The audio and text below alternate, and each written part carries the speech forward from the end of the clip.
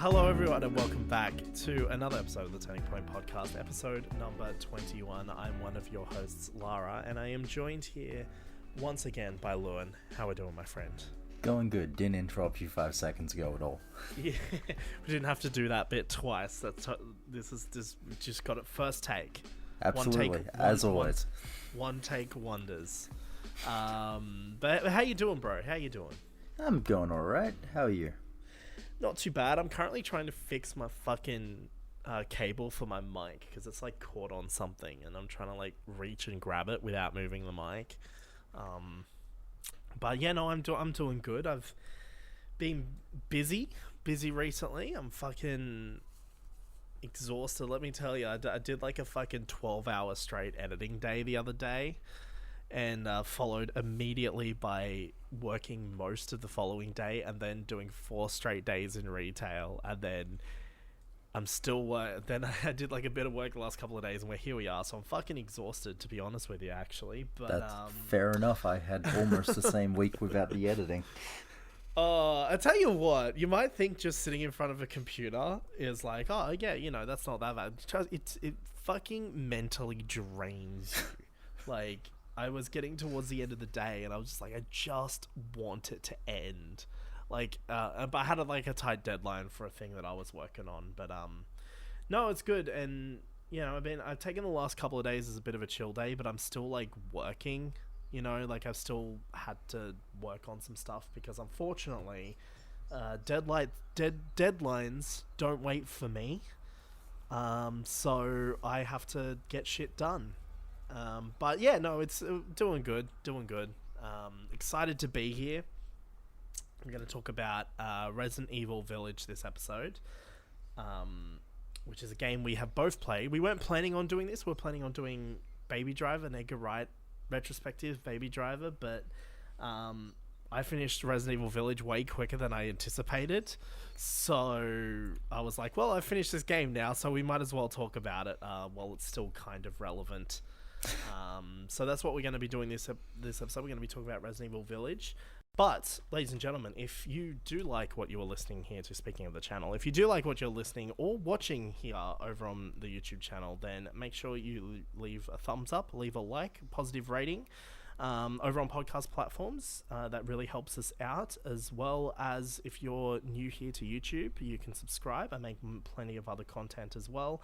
But also, this podcast is available on podcast platforms. So if you head to the link in the description below, you'll be able to listen to it on Spotify. What's the other ones we're on? Google Podcasts, Apple Podcasts. You know, it's available on everywhere, basically. So come join us, whatever the platform. Exactly, yeah. But before we get into the rest of the regular episode, we need to take a moment, Lewin, if you don't mind. I do just want to quickly say I completely forgot that we did the fucking hook at the beginning of the episode, despite doing it 6 times. That actually threw me out there. Yeah, fair enough. But we need to talk about Ubisoft, and yes. There's been a hashtag trending on Twitter recently, and it's the hashtag hold Ubisoft accountable. And you know, this has been mainly a big issue within the Assassin's Creed community, but also you know, like certain creators like Jim Sterling have been calling out Ubisoft for the past year over this. But it seems to be something that's just forgotten about by the general games media and just the general conversation surrounding this company. A lot of games media are still praising this company and what they do. And it's really weird because, like, it's interesting to talk about, like, when it comes to the larger games press, right? Whenever EA steps out of line with their, like, loot boxes, or whenever, you know, like, CDPR or you know, Naughty Dog or whatever company is, you know, whenever any employee has to work any kind of overtime, you know, people like Jason Schreier are just all over it. But when it comes to Ubisoft, nothing. No one's talking about anything relating to Ubisoft. Ubisoft just keeps getting free passes for all the shit that they pull. You know, like, we can talk about their microtransactions all day and how they sell fucking gear packs that are already in the game back to you in Valhalla just with a different color. It's just the same thing. Or how they sell you the previous game's gear packs again for full price. Like, we can talk about that shit all day. But the current issues with Ubisoft go beyond that, and no one's talking about it. And so that's where this movement came from, the hashtag hold Ubisoft accountable. So I thought, like, we have a small audience here, Lewin. Yep. We don't have a reach, but I feel like we do have a certain level of responsibility to join in with this we've talked about Ubisoft before. Yeah, no, their games, their Assassin's Creed, they ruined Assassin's Creed. No, it's alright. We're not here to talk about Assassin's Creed today, Lewin. No, I'd rather not get you off on that tangent, but we share in the audience, so we do have a level of responsibility. Yeah, like, I mean, and a lot of YouTube, like, this hasn't been a big conversation, but it's been, the Assassin's Creed community kind of started this conversation because some of this stuff came up again. So for those who don't know, before I get into that, like, I feel like, we do have a responsibility to kind of talk about this, because even though we do have a small audience, we, even if a lot of people don't know about what's going on, and even if we can just get one person to have a think about it, or even just make one person aware of what's going on, then I think we've done our job here, and we've used our platform to do something good. And, people might bring up, well, what about other companies like EA and, all these other companies that pull shit all the time? And, there's discussions to be had there, 100%. But this discussion in particular goes beyond microtransactions and shitty business practices and crunch culture and unfinished games and just all the fucking problems that plague this, honestly, at this point, garbage excuse for an industry. But this goes beyond that, right? This is something far more serious, and it's just not something people are talking about. So for those who don't know, and I'll take the lead on this, Lewin, but feel free to kind of pipe in whenever you want. But for those who don't know, about I think it was in October last year, this was before the launch of Assassin's Creed Valhalla, a bunch of allegations came out surrounding a bunch of high-profile Ubisoft employees. These allegations... And by the way, what we're talking about here is quite a serious topic. It's not what we normally talk about. So there is going to be, this is talking about things like, sexual abuse and harassment. So this is actually quite a serious thing. But this came out about a year ago, or not almost a year ago, but like half a year ago, 8 months ago, whenever it was. Yeah. And basically a bunch of allegations came out surrounding not just Ubisoft employees, like high-profile Ubisoft employees, but a lot of people within the Assassin's Creed community as well, like a lot of high-profile content creators and things. So it was a pretty bad time for the Assassin's Creed community specifically, but probably the most notable of all those is Ashraf Ismail, who was and I probably just butchered his name, but honestly, fucking who cares? He was the creative director for Assassin's Creed Valhalla, and he basically a lot of allegations came out about his behavior in the workplace, but not only that, like how he's actually been treating fans of Assassin's Creed at like conventions and things, and like content creators that don't work for Ubisoft but work with Ubisoft on occasion.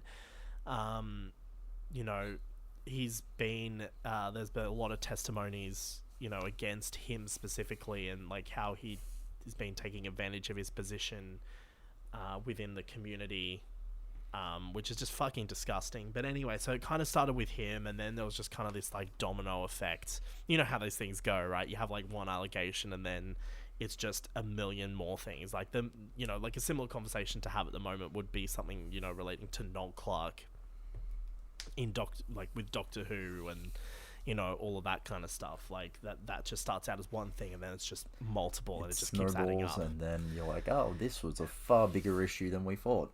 Yeah, and people like to make the argument like, oh, well, people, like, for some reason, people are fucking stupid and like to make the argument on Twitter that, like, people not like Noel Clark, like, are innocent until proven guilty. But it's like, it's one of those things, like, once you start getting, like, it's one thing to have one allegation and a couple of allegations. Like, there's like, okay, well, like, not that it's not to believe the allegations, but like, it is, you're only hearing one side of the story, right? Yeah.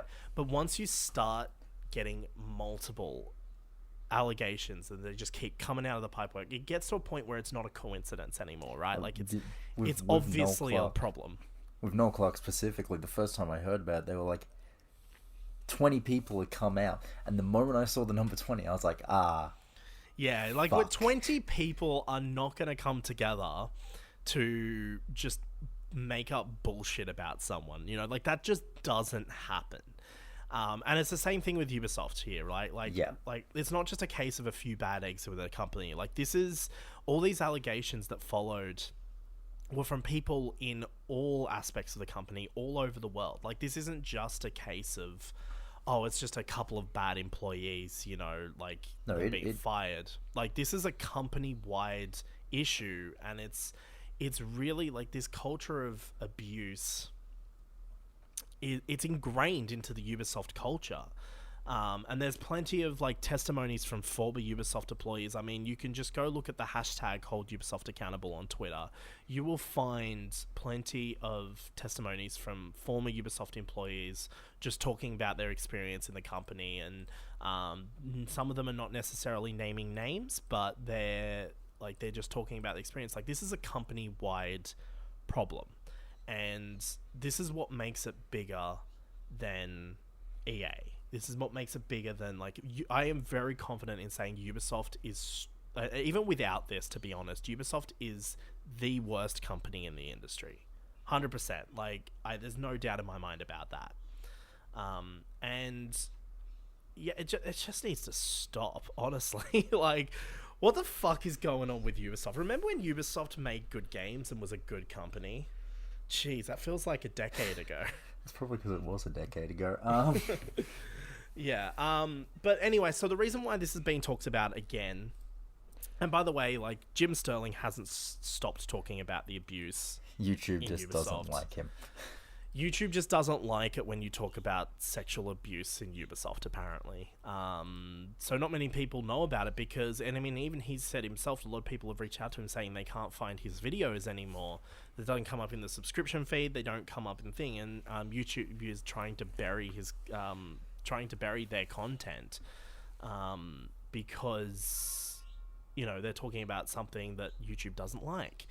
And Ubisoft doesn't like either. And then the Assassin's Creed community, to be honest, has been very ongoingly vocal about this for the past year.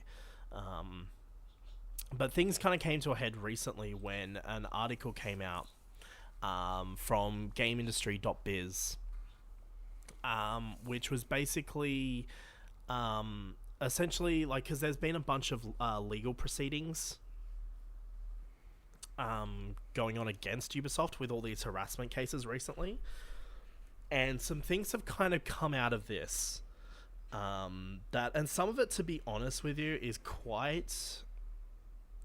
honestly quite disturbing things to hear, because it just shows that the people in Ubisoft in power just don't give a fuck about this at all. We've got a lot of employees, like, there's been anonymous employees stating that nothing has changed within the company, that, management are protecting certain employees. And the biggest thing here is the fact that, obviously a lot of the high profile people were fired last year. But that was only a few firings, right? Like, really, in the grand scheme of things, that was only a few. And they're the people that you all know. Yeah, exactly. In a survey anonymous survey of Ubisoft employees, a quarter of Ubisoft employees said that they have either experienced or witnessed misconduct in the workplace in the past few years. And what was the base number of that survey again? What, 14,000? No, here's the thing. That's 14,000 employees. 24% of that.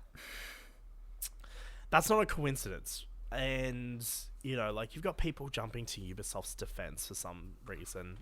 And I've never understood the mentality of that. Like, why defend a corporation that doesn't give a shit about you, that actively in all of their games goes out of their way to exploit you? Why are you defending them as a company? Like, they don't even know you exist. All they care about is what's in your wallet. They don't give a shit about you, right? Someone else will pick up the work if it's dropped. Don't worry about it. But you can't pick up the fucking people in the situation. Yeah, exactly. Games can always come back. Stop defending it. Yeah, I'll get into some defenses a little bit later, like in a bit. And this is actually really, it's the most corporate shit I have ever heard. So this is a quote directly from a source within Ubisoft who says, we perceive a desire from management to leave the crisis from summer 2020 behind, as it represents a risk for the group's durability. That right there says so much about the management at Ubisoft and the fact that they just want to bury this. It's a thing in the past. They've been actively trying to bury it. And anyway, an article came out recently, and there's this article that talks about, you know, not much has changed within the company. They haven't really done anything. There's been some new appointments. Some people have stepped down. But the big thing here is nothing, and a lot of Ubisoft employees expect nothing to come out of any of these new appointments. Because the other big thing to come out of this article was that HR staff were covering up these issues. And those people who were covering up the positions are still in their positions now. They still have jobs. And the other big thing to come out of this is the fact that a lot of these abusers within the company are still working there. They still have their jobs. They still, you know, some of them have been shuffled around the company a bit, but that doesn't change the fact that they're still working there. And it doesn't change the fact that management is doing nothing about it. And so anyway, we got a little update from the CEO, Yves Guillemot, who, by the way, last year claimed that he knew nothing about the allegations. That's what I think when you've been in the position of CEO for however long, I think it's been a decade. Either way, he's a founding member of the company. You don't not hear about this shit for 30 years. Exactly. Like, this is a company culture that he has bred. And whether he knew, regardless of whether he knew about it or not, the fact that this has happened while he was in charge of the company means that even if he doesn't know about this, he's just incompetent as a CEO. Yeah, that just means there's a block. Exactly. He needs to be fired. He needs to step down. He needs to take responsibility for what's happened, and he needs to step down. That's just the simple facts of the matter here. And the thing is like, he released a statement talking about that's titled "A Year of Change at Ubisoft," and it's just filled with fucking bullshit. It's just nonsense. And like, one of the things he says here is, you know, like, we've implemented like 2,000 employees took part in focus groups and listening sessions, which means fucking, what does that mean? You know, like, that means absolutely nothing. How many employees does Ubisoft have? And only 2,000 people are a part of that. Another thing that came out of the article was there was some training provided last year, and some updates to their code of conduct. They don't tell you what these things are. They exactly just tell you it happened.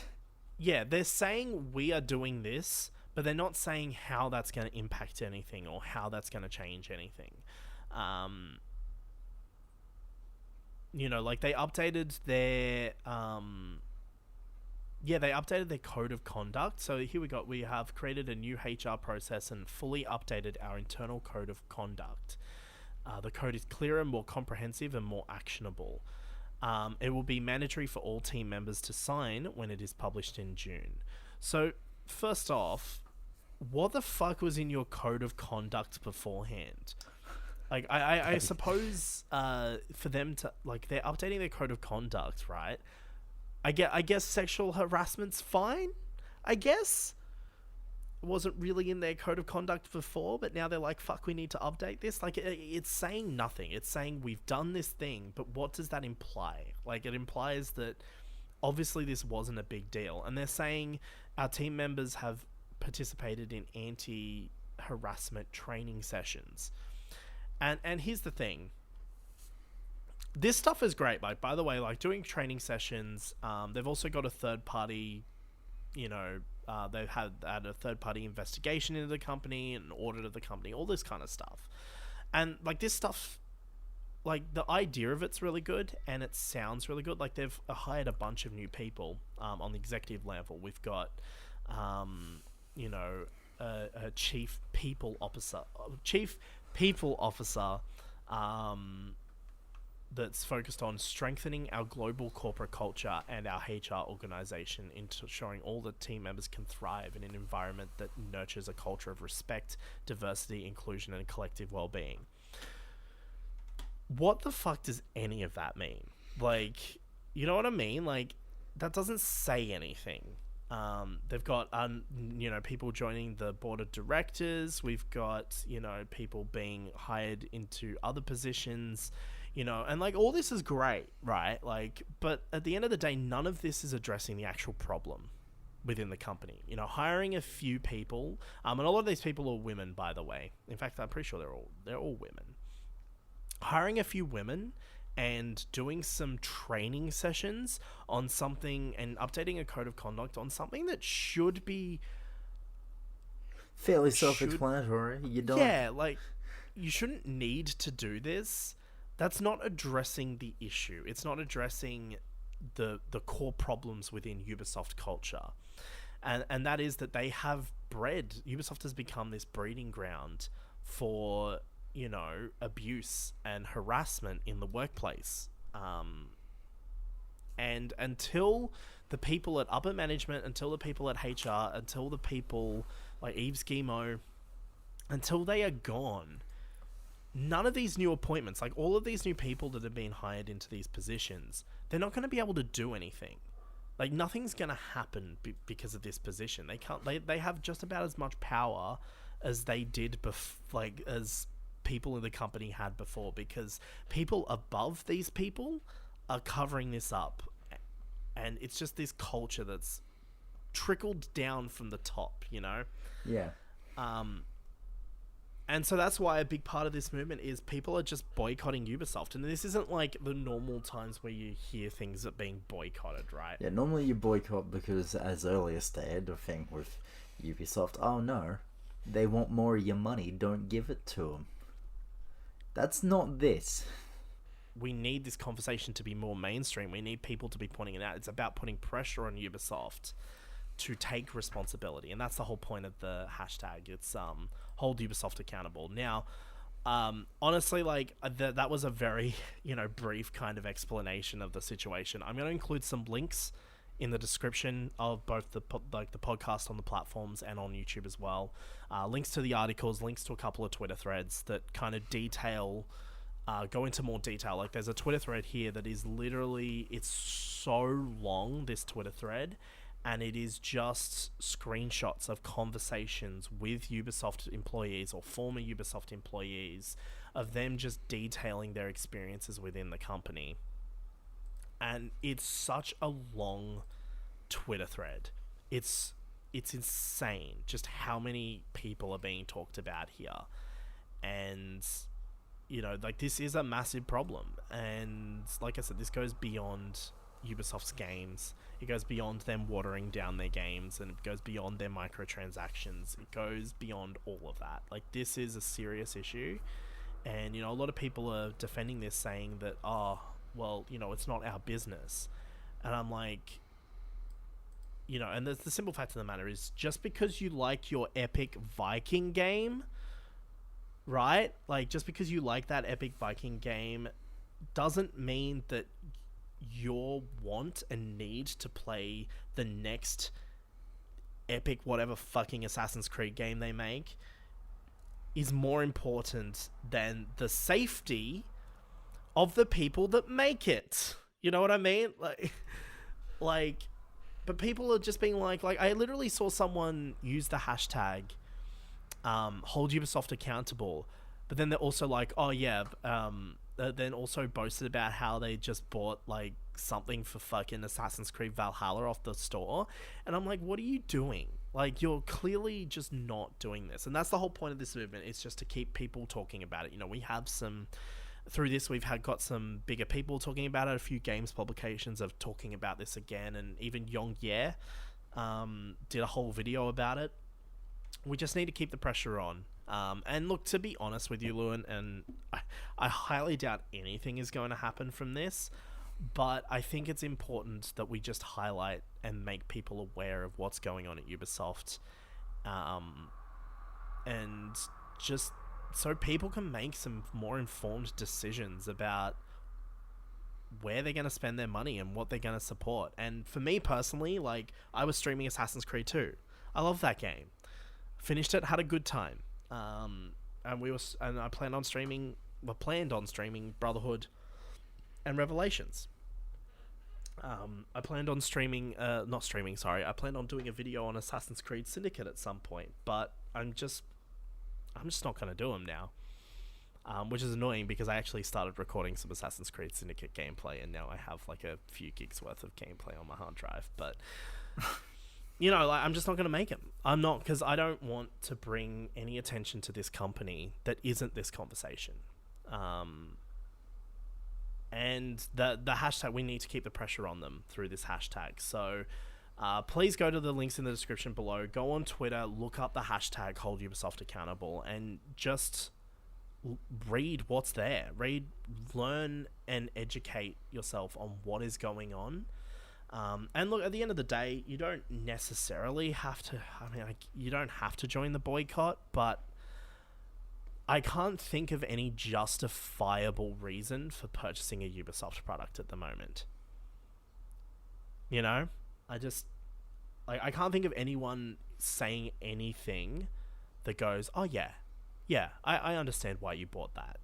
Because, like, at the end of the day, we have to kind of separate our Ubisoft games and the games we love from the company, and go, look, it's not about the games anymore. It's not about my love for Assassin's Creed, and, you know, it's not about me. Like, that's why I'm not streaming Brotherhood and Revelations. I'd love to stream Brotherhood and Revelations. I want to so bad. Like, I've been really looking forward to doing those, but it's not about what I want. It's not about, you know, what I want for Assassin's Creed. It's about getting Ubisoft's culture to change so employees can feel safe in the workplace.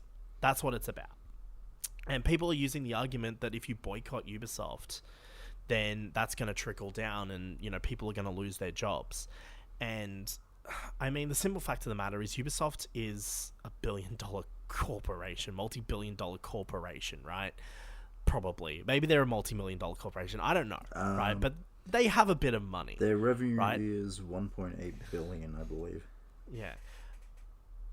Not buying some Ubisoft products to send a message, those people are still going to get paid. They're going to get paid for their work regardless. And look, maybe some people will be sacked along the line, but I think, you know, some people losing their jobs is a sacrifice that's worth making to make sure that everyone within that company can feel safe in the workplace and actually has a work environment that is, you know, positive. And because the thing is people don't feel safe, and that does affect productivity, and it does affect a lot of things. And until there is a complete restructuring within that company from the top down, nothing is going to change, and that's what it's all about. So the argument, well, boycotting Ubisoft means employees going to... That doesn't track. It just doesn't track. It's not an argument.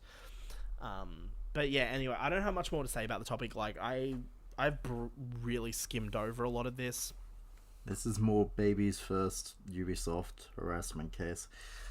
If you are listening to this and you don't know about this, please go to the links in the description and just read a few articles, look it up, go watch a few videos. The Twitter threads in the links in the description, there's videos from Jim Sterling, there's a podcast that goes into all detail about it, there's videos more recently addressing Ubisoft's response. It's important to talk about, and it's important to look at, and once you maybe become aware of it, maybe tell other people. Yeah, share it. Get on Twitter. Like, I have like 14 followers on Twitter. I lost a follower because I unfollowed someone because they just posted too much, and I was sick of it. So instead of muting them, I unfollowed them, and they unfollowed me. But I only have 14 followers on Twitter, right? But like, I'm still getting on there and sharing the hashtag. I didn't even post on Twitter that much. I've made like 3 tweets in the past week about this, just talking about this.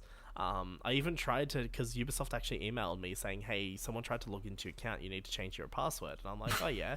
So I tried to change my password to hashtag hold Ubisoft accountable, and they wouldn't let me. Which isn't a thing because of the hashtag. It's probably because there was just like too many characters, or maybe not enough characters, or not enough whatevers. I don't know. But I really wanted to make that my password. I thought it'd be funny. But yeah, I couldn't do that. But yeah, just get on, read some stuff. It's important we talk about it, and that's why I just wanted to talk about it here at the start of the show, just to kind of get people aware of it that are listening to this that may not be aware of it, and just make some fucking smart decisions on where you're going to spend your money. Just for reference on that 2,000 person focus group, Ubisoft has 18,000 employees. That was 1/9 of the company. Yeah. And I don't know, it's just so troubling. Like, just hearing about the fact that HR does nothing, covering it up, it just means that like people, there's nowhere for them to go. There's no one to turn to. And they've got this external, like, they can anonymously report harassment and abuse through a portal now, which goes to an external third-party company. But where does the third-party party send it? Does it go directly to what happens? Does it go to HR? Because here's the thing. I think all that's going to happen is it's going to go directly back to HR. Who do nothing. And we know for a fact that HR are doing absolutely nothing about this. And so, like, what's going to change? Like, this is why I even think Yves Guillemot needs to go, and everyone who's still working at the company that are known abusers need to go. Management who are covering this up in HR needs to go. Like, there needs to be a complete restructuring of this company. And yeah, I'm not doing anything Ubisoft related. Like, I'm going to do this bit here on the podcast now, and then after this, I want nothing to do with them. Nothing to do with them. I don't care. I don't fucking care. Like, I mean, I'm at the point now where I don't really give a shit about Assassin's Creed anyway, but like, I just don't care. I don't, like, they've got the Ubisoft Forward event in a couple of weeks. They're not going to address this. They're already fucking advertised they're going to do a gameplay reveal of Far Cry 6 on fucking May 28th. Like, that's not what you should be doing right now. You should not be revealing your new games. You should not be turning the conversation away, but that's what they're trying to do. Ubisoft here's the thing, is right? Very good at that. Ubisoft's in a couple of weeks, right? E3's in a couple of weeks. We know Ubisoft have their Ubisoft Forward event as part of that. So, or maybe that's tomorrow. Maybe they have the Ubisoft Forward tomorrow. Maybe Either way, that's what save it up for E3. Why the fuck are you? Either way, like, here's the thing.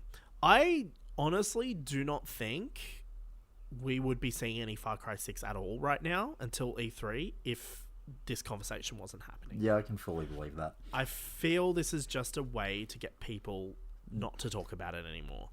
And you know what's interesting? looking at their logo for Far Cry 6 now, underneath it says a Ubisoft original. What the fuck are you, Netflix? Like, fuck off. Honestly, that is kind of weird. But I do like this tweet I'm looking at right now. It says Far Cry 6 is a Ubisoft original. Harassment and hostile work culture is a Ubisoft classic. I saw that one. Yeah. I'm like, yeah, nice. What a great tweet. I'm a fan of that. But yeah, so anyway, I don't want to talk about this anymore. But Ubisoft, please change your shit. I would like to support at least Giancarlo Esposito.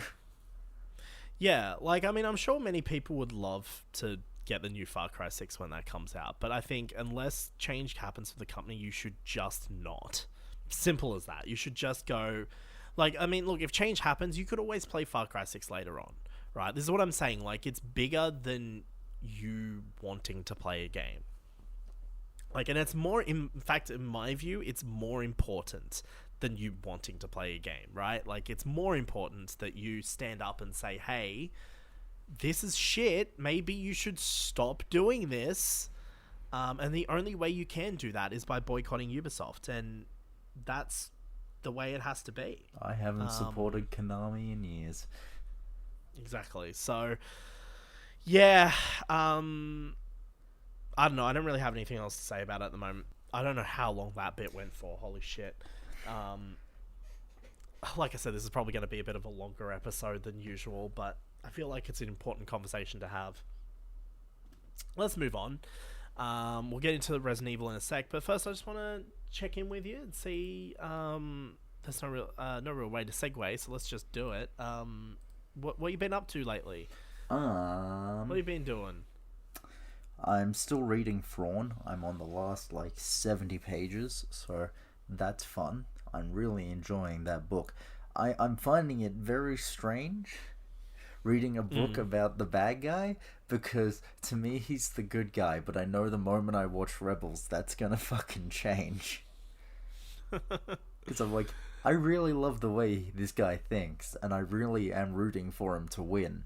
But then I'm like, oh wait, the people he's killing are the heroes of every other series in Star Wars. Yeah. That's funny. How are you finding it though? You enjoying it? It is a brilliant book. Yeah. Definitely worth a read. And then the other book I started reading is Doctor Who, the TV movie by Gary Russell. Okay. I'm not far into it, but I'm just wanting to see if they changed one thing. Yep. Is that the half-human bit? Yep. Yeah. I want them to, I really want them to, oh god, Master is a little, fucking snake. That's funny. I like that. That's funny. We should just have more of that. It's so strange what the Master does to escape death. Can become a snake, steals bodies, fucking has his ex-wife. Yeah. How the fuck does any of that work? It's always different. It's good stuff. The ring ritual for Sims. What the fuck is the Master? But yeah, that's also something I'm doing. So just those two things are quite fun. Yeah. Oh, that's good. I honestly, I haven't been doing a lot. Have you been doing any gaming? Have you been playing any games? Been doing anything there, or? Actually, no. I've been on kind of a quiet period on video games lately. Not playing anything notable. I'm just going through back catalog. Finished Ratchet and Clank, Crack in Time, and Into the Nexus for the first time, so that was cool. Yeah. Sorry, I'm just doing. Oh, that's cool. When's the new Ratchet and Clank coming out? Is that coming out early next month. Oh shit! Oh, that's exciting. That game looks fucking great. It does. That looks so good. I'm excited for that. Yeah, I haven't been doing a hell of a lot myself. I recently started, after I finished Village, and we'll talk about that in a sec, but I was planning on playing it a second time. But honestly, I was just like, I can't be asked, to be honest. I've actually uninstalled it. I've uninstalled it because I played Mercenaries for a bit, and I had a bit of fun with that. But, yeah, honestly, I just gotta do other things. I'm playing Final Fantasy VII, so I'll just go continue playing that, I think. Yeah. But I thought just in the interim, I've just been messing around a bit. I'm back playing Destiny 2 at the moment, just trying to finish up just some like leftover quest things from the Beyond Light campaign, like the post-campaign stuff. Yeah. And I'm trying to... What else am I doing in that game? Oh, there's the new season of Destiny started. Season of the Splicer. So I've been kind of like checking out some of that content as well, which is pretty cool. They've replaced Ikora's voice actress now. So they're doing more voice actor replacing. It's okay because the wizards came from the moon. Yeah, but the new story, like the story arc that's going on currently, is pretty interesting. There's they're basically like there's like this endless night currently going on, and so it's kind of like trying to stop that. That's the kind of current storyline. But now the Guardians are teaming up with a specific faction of God, what are they called? I forgot what they're called. They're called the Elixni, but they have another name that I can't remember now. I've had a bit of a brain freeze. But anyway, they're teaming up with like a specific section of them called the House of Light, who are like former the Fallen. That's it. That's what they're called. Because you know how I was saying in our Beyond Light episode how the Fallen are like, they used to worship the Traveler. Yep. And then, when the Traveler left them and abandoned them, they kind of digressed as a race a little bit into the Fallen. That's why they're called the Fallen. Yep. So there's basically a house of the Fallen called the House of Light, who still worship the Traveler. And anyway, so they're teamed up they're working with the Guardians directly now, which is causing a bit of issues within the kind of space of characters within the Guardians, because there's like people that, they've provided refuge to these Fallen in the city. So now, like, when you run around the open hub at the tower, you actually see like Elixni NPCs just standing around now. And I don't know, like, it seems to be saying... I was reading an article today talking about how it seems to be setting up, like, some kind of, like, Civil War story arc kind of thing. I don't know if that'll happen, but, like, there's some interesting stuff being set up at the moment. So it's really interesting there. But, yeah, I've just been playing some of the new content, which is basically you essentially have to open up these, like, portals into, like... I don't know exactly how to describe it, but it's like the Vex like digital world, and it's got this like really like 80s aesthetic to it. Okay. And like the soundtrack that's been added in is like like those like 80s synth remixes of some of the Destiny like soundtracks. That's pretty cool. And I'm fucking loving it. It's fucking hard as fuck, by the way. It's called Override, and it's this new, like, PvE event, like, this mode, that you play with, like, a team of 6. And it just matchmakes, and I've just been playing that. And, like, I'm not a highlight level, because I don't play Destiny enough to really get up to highlight levels. I never have. There was only, I think, one time in the entire history of Destiny where I've actually gotten to a point where I'm max light level, and that was like fucking years ago too. Like, it was so long ago. It was like 2015. Like, it was a long time ago. So I'm never really a high enough light level anymore. But I play this and I can do it. But once we reach the digital world, like we go into the Vex network, that's when I really start to struggle. But like it's not difficult in the sense that like it's hard because we have a team of 6 because it's meant to be hard. That's the whole point of it, being a team of 6. Like, it's meant to be challenged. Yeah. But it's not one of the cases where I'm so underpowered that I can't contribute. It's just a case of like I can contribute, but I'm compared to other people, I'm not contributing a hell of a lot. because there's not a hell of a lot I can do. So I'm just kind of running around, just doing my things, and you die so many times during this event. Like I'm just constantly dying. But also, like, that's not just because of my low light level. Like, everyone else is also constantly dying. Like, it's a really challenging thing to do. This like little event, this last part where you've got to take down the boss. But it's a lot of fun. I've been really enjoying it. And I really love the aesthetic of the Vex, like digital world thing, whatever they call it, the network. I really love the aesthetic of it. I'm loving the soundtrack. Like, I'm just having a good ass fucking time. Also, because I'm playing Destiny at the moment, I also got the season pass. Because there's a new exotic weapon you can get, which is like it actually uses stasis. Oh, by the way, stasis is still fucked. Still broken as shit.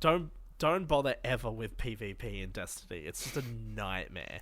Like, I was watching a video the other day by one of like the Destiny YouTubers, and he's like, it's Destiny 2, except when I get frozen with stasis, the video ends, and the video is like 10 seconds long.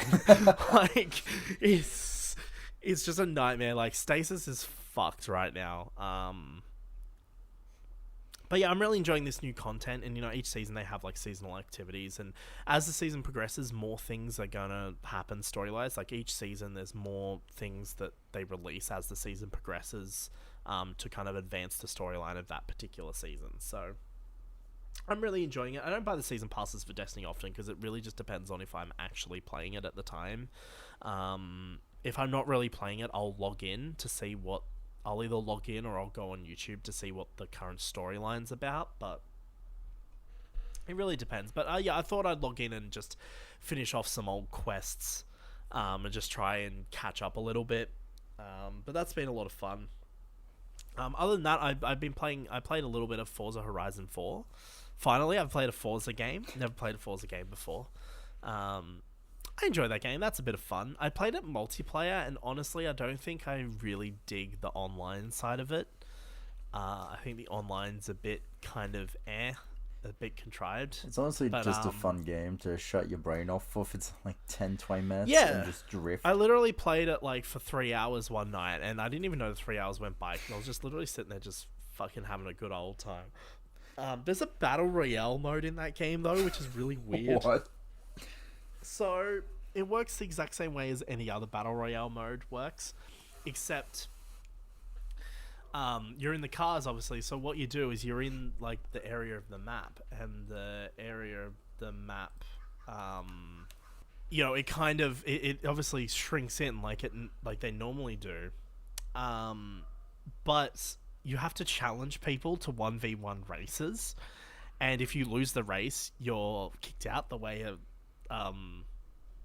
Battle Royale modes work. And I'm just like, what the fuck is this? Why is there a Battle Royale mode in this game? That just is fucking... It makes no sense to me. So I played one game of that and just went, yeah, no, I'm good. I don't need to play that. But I've had a lot of fun just playing through like the different festival events, and I've got way too many cars already. Like, half of them I haven't even touched because I just don't know what to drive. But there's a lot of... I like the customization features. And I know it's not really relevant, but they do have character customization features, but not a lot of character customization features. And they do have, like, an in-game store. Like, not like a store for real money, but like an in-game store where you can spend in-game stuff on, like, new cosmetics for your character and shit, which is pretty cool. But all the good cosmetics are, like, way out of my reach in terms of, like, I think I need to be a certain level to get them, or but that game's a bit of fun to play for a bit. Had a bit of fun with that.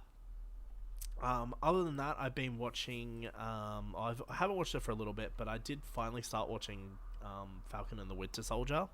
I watched episode 1 of that, which I really liked. I liked episode 1. But I have not since continued watching it. I do plan on getting to it eventually. I'm going to sit down and watch it. And of course, The Bad Batch started recently, which I've seen the first episode of The Bad Batch. Fucking really loved it. What a great show. But I think I'm just going to wait until the season's finished before I watch the rest, just so I can kind of like binge it out. Do we know how long the season's going to be? I have no idea, eh? I can look it up. We'll look it up right now. I'll just put in Star Wars Bad Batch.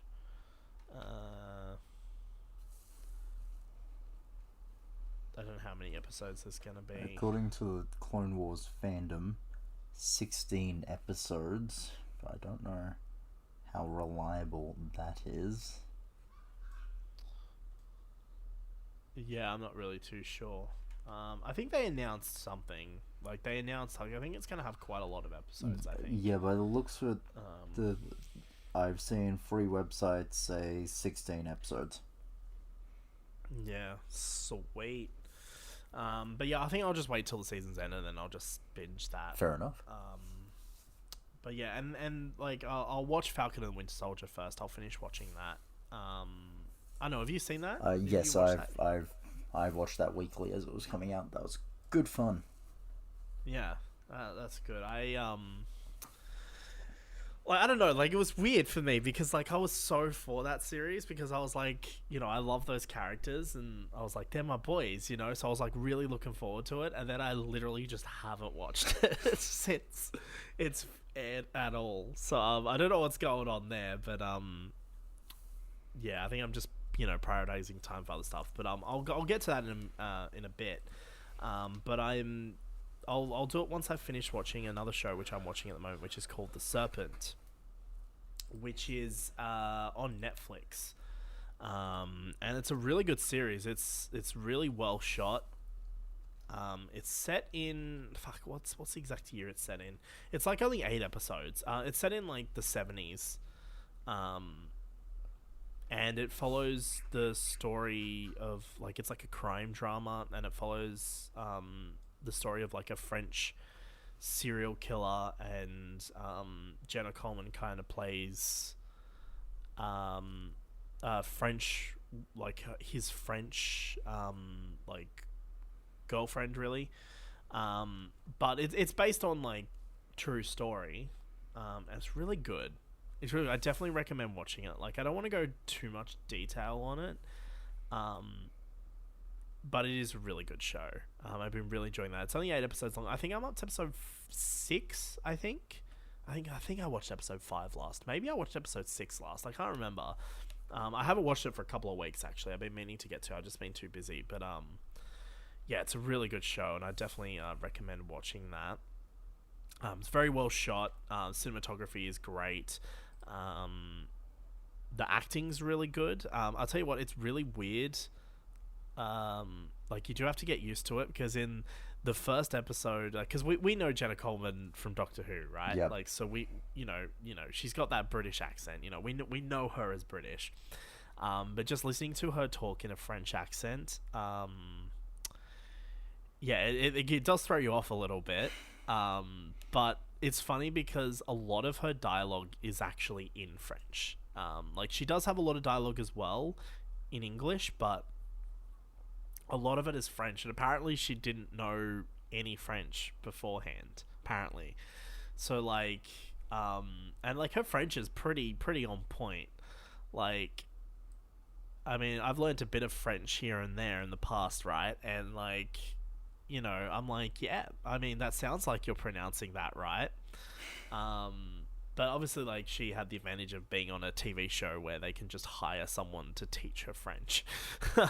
And, you know, on these kind of shows, like, if someone needs to learn a language for any particular lines of dialogue, usually the focus is they'll learn the basics and things, but usually the focus is on the specific lines of dialogue they need to say and how to pronounce that properly and that kind of thing.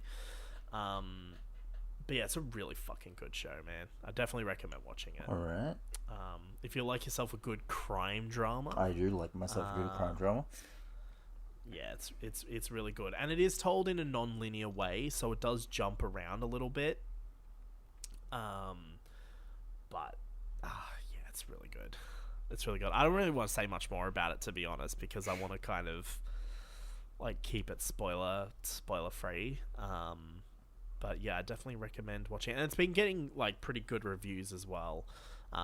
You know, like, the biggest criticisms, I think, is like the pacing's a little slow in parts, and I definitely have felt that there's been a couple of episodes where I'm like, like certain bits of the episode I think just drag on for a little bit too long.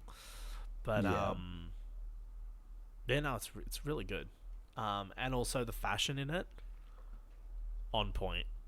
Let me just say that. But yeah, good time. That's what I've been watching. The only other thing I've been doing, and I want to actually talk about this because this has actually been something I randomly decided to start doing. I've been learning 3D, Lewin. I've been learning. All right, Lara.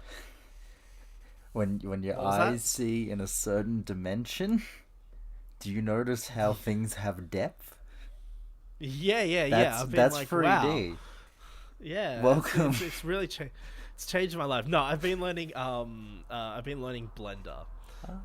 So I've been doing some 3D modeling in Blender. And I've been watching like a fuck ton of Blender tutorials because I'm gonna try and learn like VFX and animation and things like that. I'm not gonna go to uni to study this shit, but I'm gonna try and like teach myself stuff. And I've been watching a lot of great like Blender creators. There's a creator called Ian Hubert who literally just yesterday, actually, at the time of recording this, released episode 1 of like a short film series he's doing that's made entirely in Blender. Really fucking good. But he has a lot of great tutorials on like how to incorporate, green screen footage into Blender and how to quickly make environments in Blender that's like his focus is a lot on that kind of stuff. But I've been I'm at the very start, right? Like I'm the very basics of the basics. So I'm learning how to use Blender at the moment, and I've been following Blender. It's a bit of a meme in the 3D art community apparently, but there's a channel called Blender Guru who does this beginner tutorial series teaching you how to use Blender. And in that tutorial series, you make a 3D donut and you make some coffee. And I was gonna ask if you'd done the donut and coffee yet. I had to do that during my course like 7 years ago. Yeah. So he's since updated that tutorial. So the new tutorial is more modern, because Blender's changed quite a bit. But I'm doing the donut and coffee tutorial, and I've just done some. I've got the pictures because I've been taking like snapshots of like my progress. So like I'll just pop it in Discord now so you can have a look. But this is kind of where I'm at, and if I can be bothered editing this, I'll put it up on the screen as well. But this is where I'm currently at with it. And yeah, I've been working on, like, I've taken a bit of a break the past week or so because I've been focusing on like work related stuff. You made that? But yeah, I did. Yeah, that's really good. Yeah, it's looking it's not too shabby, eh? So my current plans are I need to make a plate for the donut to sit on, and then we just need to redo the environment, and the last part of the tutorial is just learning like how to keyframe and how to do basic animation. Like it's a very basic, like this is the basics of the basics when it comes to Blender, and that's what this tutorial series does. But I've been working on that. That took me like probably a couple of weeks of working on it here and there.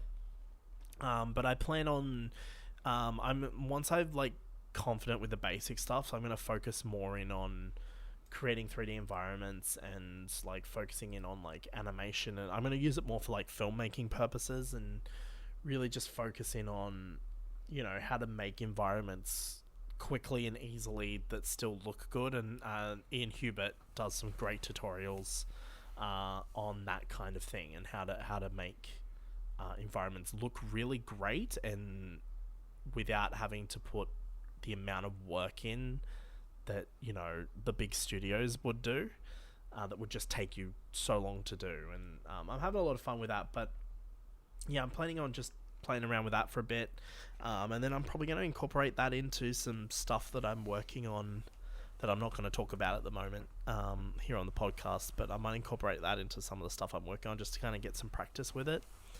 And another thing I'm learning is I'm looking into like motion tracking technology and things like that, because I'm finding motion tracking now is so incredibly easy to do. Like, there's literally, like, there's a service you can, like, it's like a subscription service, right? But you can record video footage on your phone, and then you upload it to their database, and then they have AI that create fully rigged 3D fully rigged 3D skeletons based on your movement in the video, and then you can import that into Blender. So, like, you could literally just shoot a bunch of shit, and you don't have to animate it. Like, you would have to go in and touch it up, like, because you're not using mocap suits. It's obviously not going to be entirely as accurate, so you'd have to go in and touch it up a little bit and do things like that. But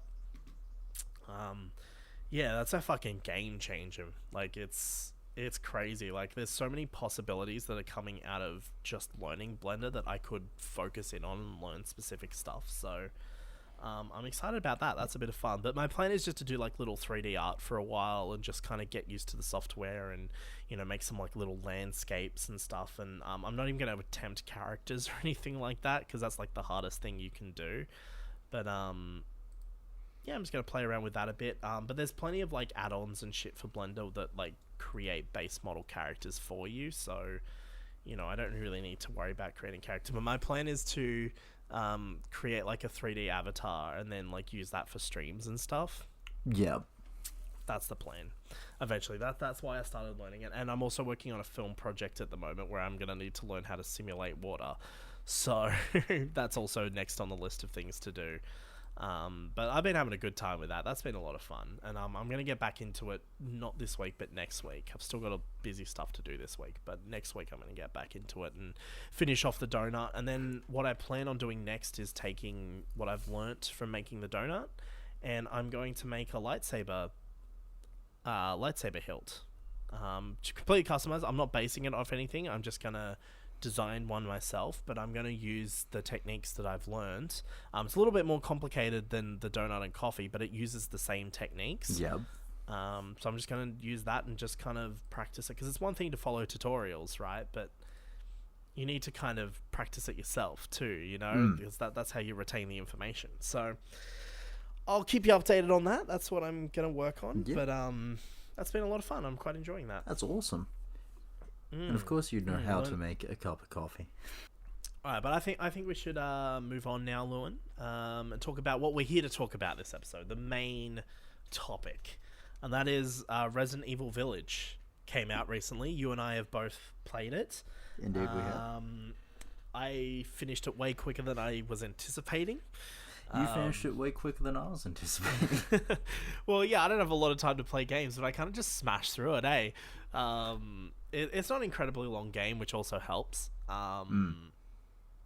But yeah, no, I finished it way quicker. And I want to pre-emphasize this review. We've kind of split it into bits, and we'll start with spoiler-free thoughts. But I do want to emphasize that I think this is a good game. And in fact, I definitely recommend playing this game if you haven't already. I think it's a fun time. In fact, I even recommend this if you haven't really played much Resident Evil, because I think this game is so... I mean, apart from, like, tie-ins to RE7 and some very loose tie-ins to the larger universe, you could play this game without playing a previous Resident Evil game, and I feel like you would be fine. I don't think there's a lot in it. Like, you'd be like... It's pretty standalone. I personally would recommend playing at least 7. I think you should play at least 7, but with that said, though, like... It does stand on its own. It's fine. I mean, Ethan actually has a character in this game, sort of, where in 7 there was just no character at all, so, you know, you've got that. Chris looks completely different, so... Again, but that's par for the course for this franchise. Yeah. Like, there are some recurring characters, and there is things later on in the game that do call back to 7 and reference 7. So it is probably a good idea to play 7, which if you have Game Pass, it is on Game Pass, so you might as well play that. But it is a good game, like 100%. Like, I am going to be kind of a bit negative on it, though. I hate when you do this. Because, what do you mean? I come in here ready to fight because you send a message going, oh yeah, fucking this game. And I'm yeah, like, but to be fair, that... yeah, but to be fair... To be fair, with that message, I didn't like actually straight up say the game was bad. I don't think anyway. I don't honestly don't remember. Like what I more meant was I just didn't enjoy it. Like it's not a bad game. There are a lot of negatives I think that we can talk about, but I do think overall like there's some stuff to be enjoyed in this game. Just for me personally, I didn't really click with it. I actually really enjoyed it at first, actually. I will be honest. And without getting into spoilers, I've actually enjoyed probably the first, probably half of the game. My issue with the first half of the game is there's moments in the first half of the game that I just don't think are gonna be good on a second playthrough. But we'll get into that in a bit. But I really enjoyed the first half of the game, and the second half of the game is, I don't know. I was just kind of fucking bored by that point. I was just kind of over it. And but as I was playing through the last part of the game, I just wanted it to end already. Although actually, like, my thoughts have changed on the factory since I did send you that message. But at the time, I was playing it, and I just remember being like, "Can this just fucking end?" Because I just want it to end.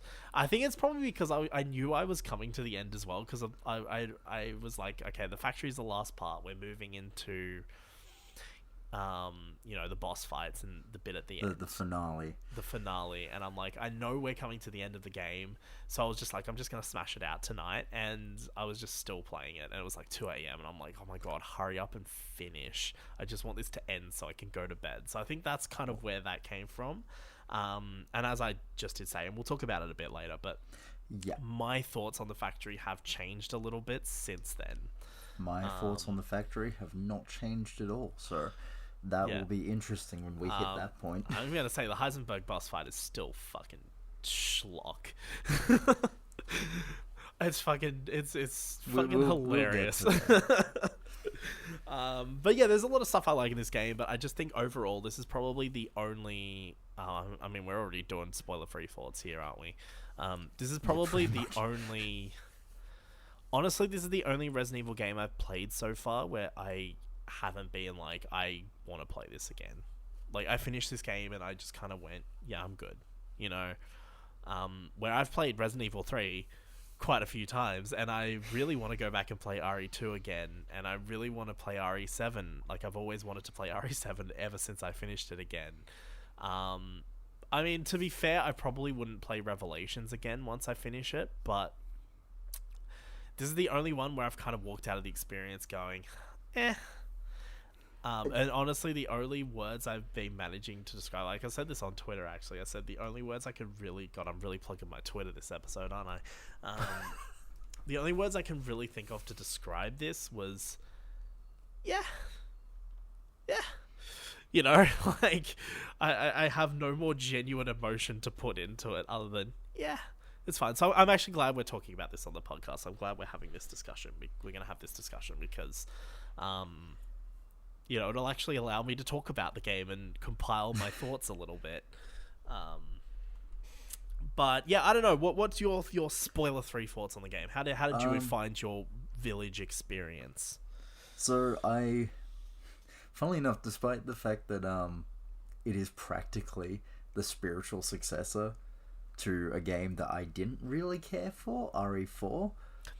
See, it's interesting you say that because I know, like, it. I'll let you finish in a sec, but it's interesting you say that because everyone talks about how amazing RE4 is and how it's like the best one or whatever.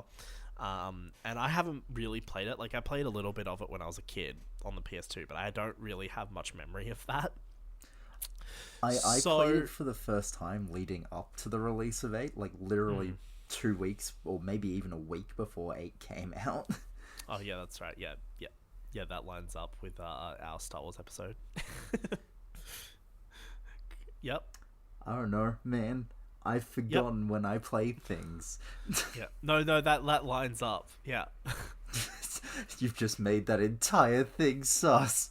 I'm gonna cut this bit out, but yeah, no, it lines up because we recorded the Star Wars episode a couple of weeks before Star Wars Day, and you were like, "Yeah, I'm playing RE4," so that kind of works out. That lines up with our previous episode, so that's fine. Continuity, as they say.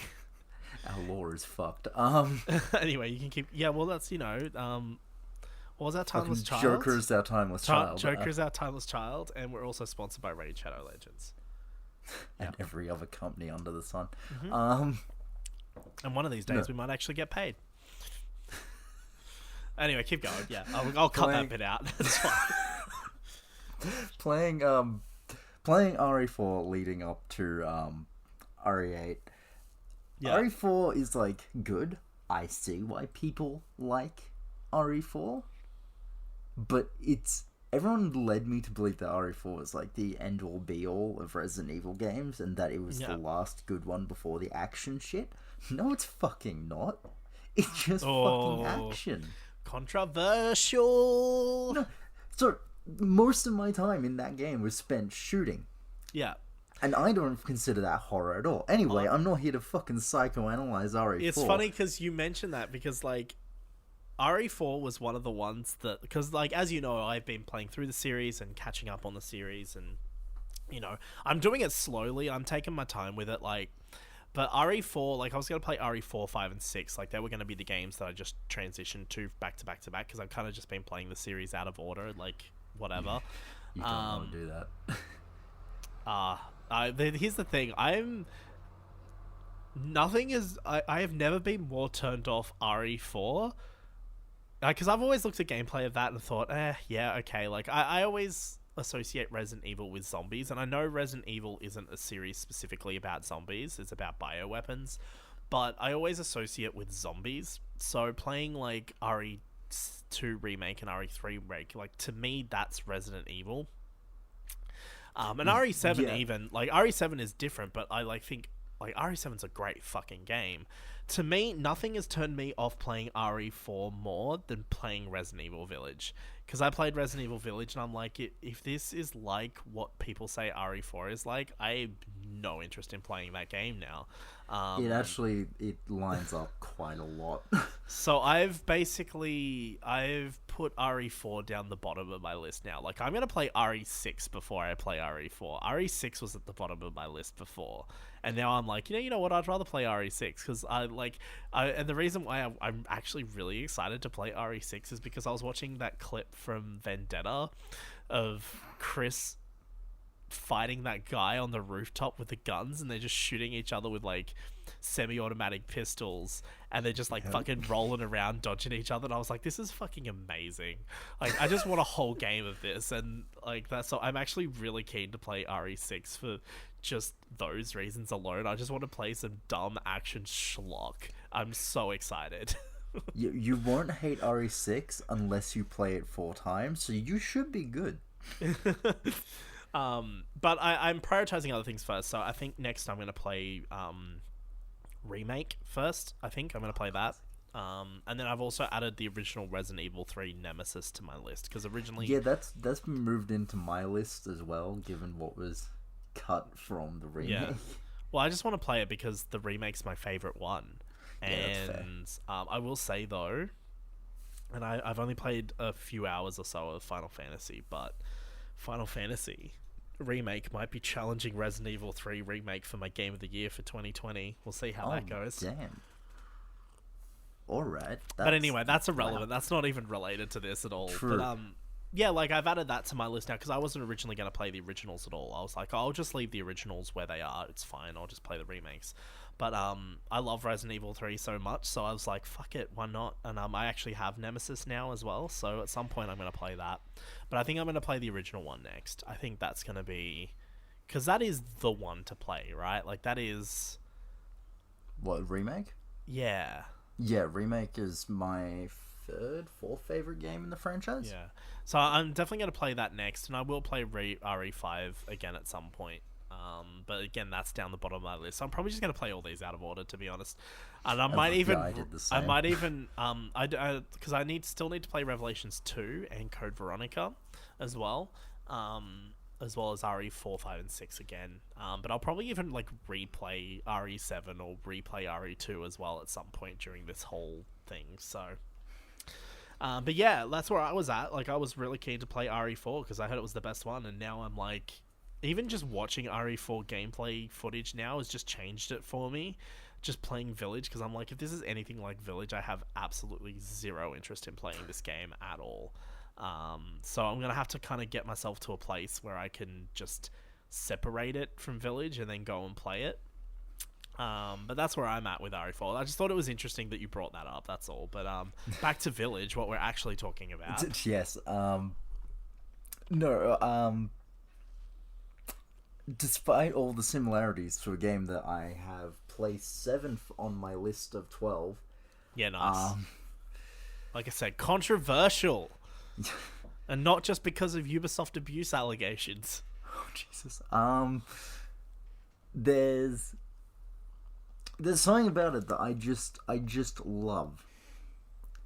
I came away from Village thinking, I went into it thinking, oh yeah, I think this is going to be a good game.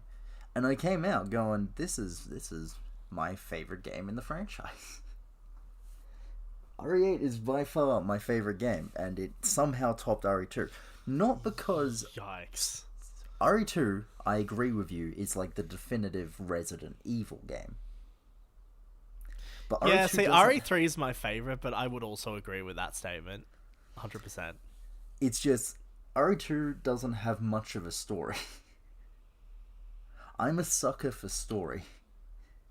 RE8... I mean, we're going to talk about the story, but I actually didn't mind RE8's story. I will be honest. That's like actually one of the few things I liked. The only thing I didn't like was the wasted ideas within the story, but the general plot from A to B, I was like, yeah, this is kind of cool.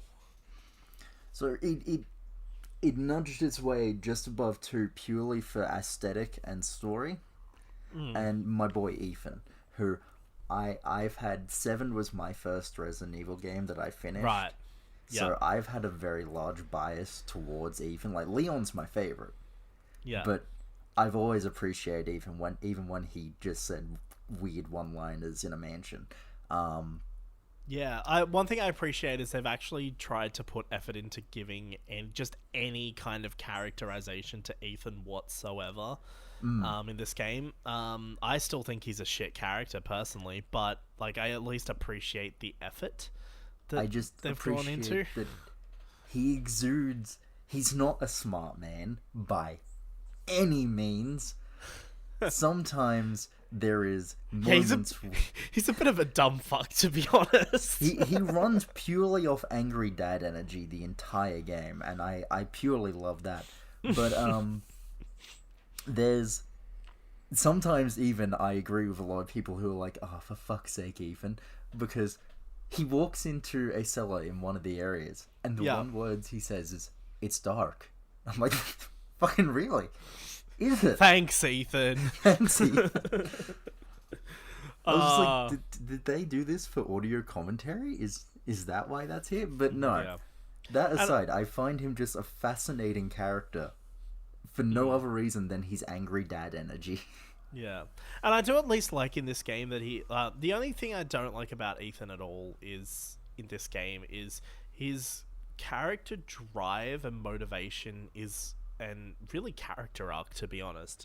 If you could call what he has in RE7 a character arc. He really does, no. But, like, it's just the exact same thing again. You know, like, because in RE7, he's trying to find Mia. Yes. And in this game, he's trying to find his daughter. It's like the exact... And obviously the context changes. Like, I think there's something... You know, I especially think... I think if, like... You know, it's kind of like The Last of Us in a way. Like, I think if, you know, like, actual fathers played this, I think they would connect with this a lot more. It's the same with, like, God of War, right? Like... Yeah. God of War, Last of Us, you know, obviously Village is not even anywhere near on the same tier as those. But no, they are far above that. I feel like people who actually have kids would appreciate this more and actually really connect with Ethan in this game because they have that element in their lives where I think, for me, it's just the same plot retreaded and reskinned. In a way, I can see your reasoning there, and I think the one thing that kind of, it is the same, but the thing that elevates it is they did give Ethan some semblance of personality.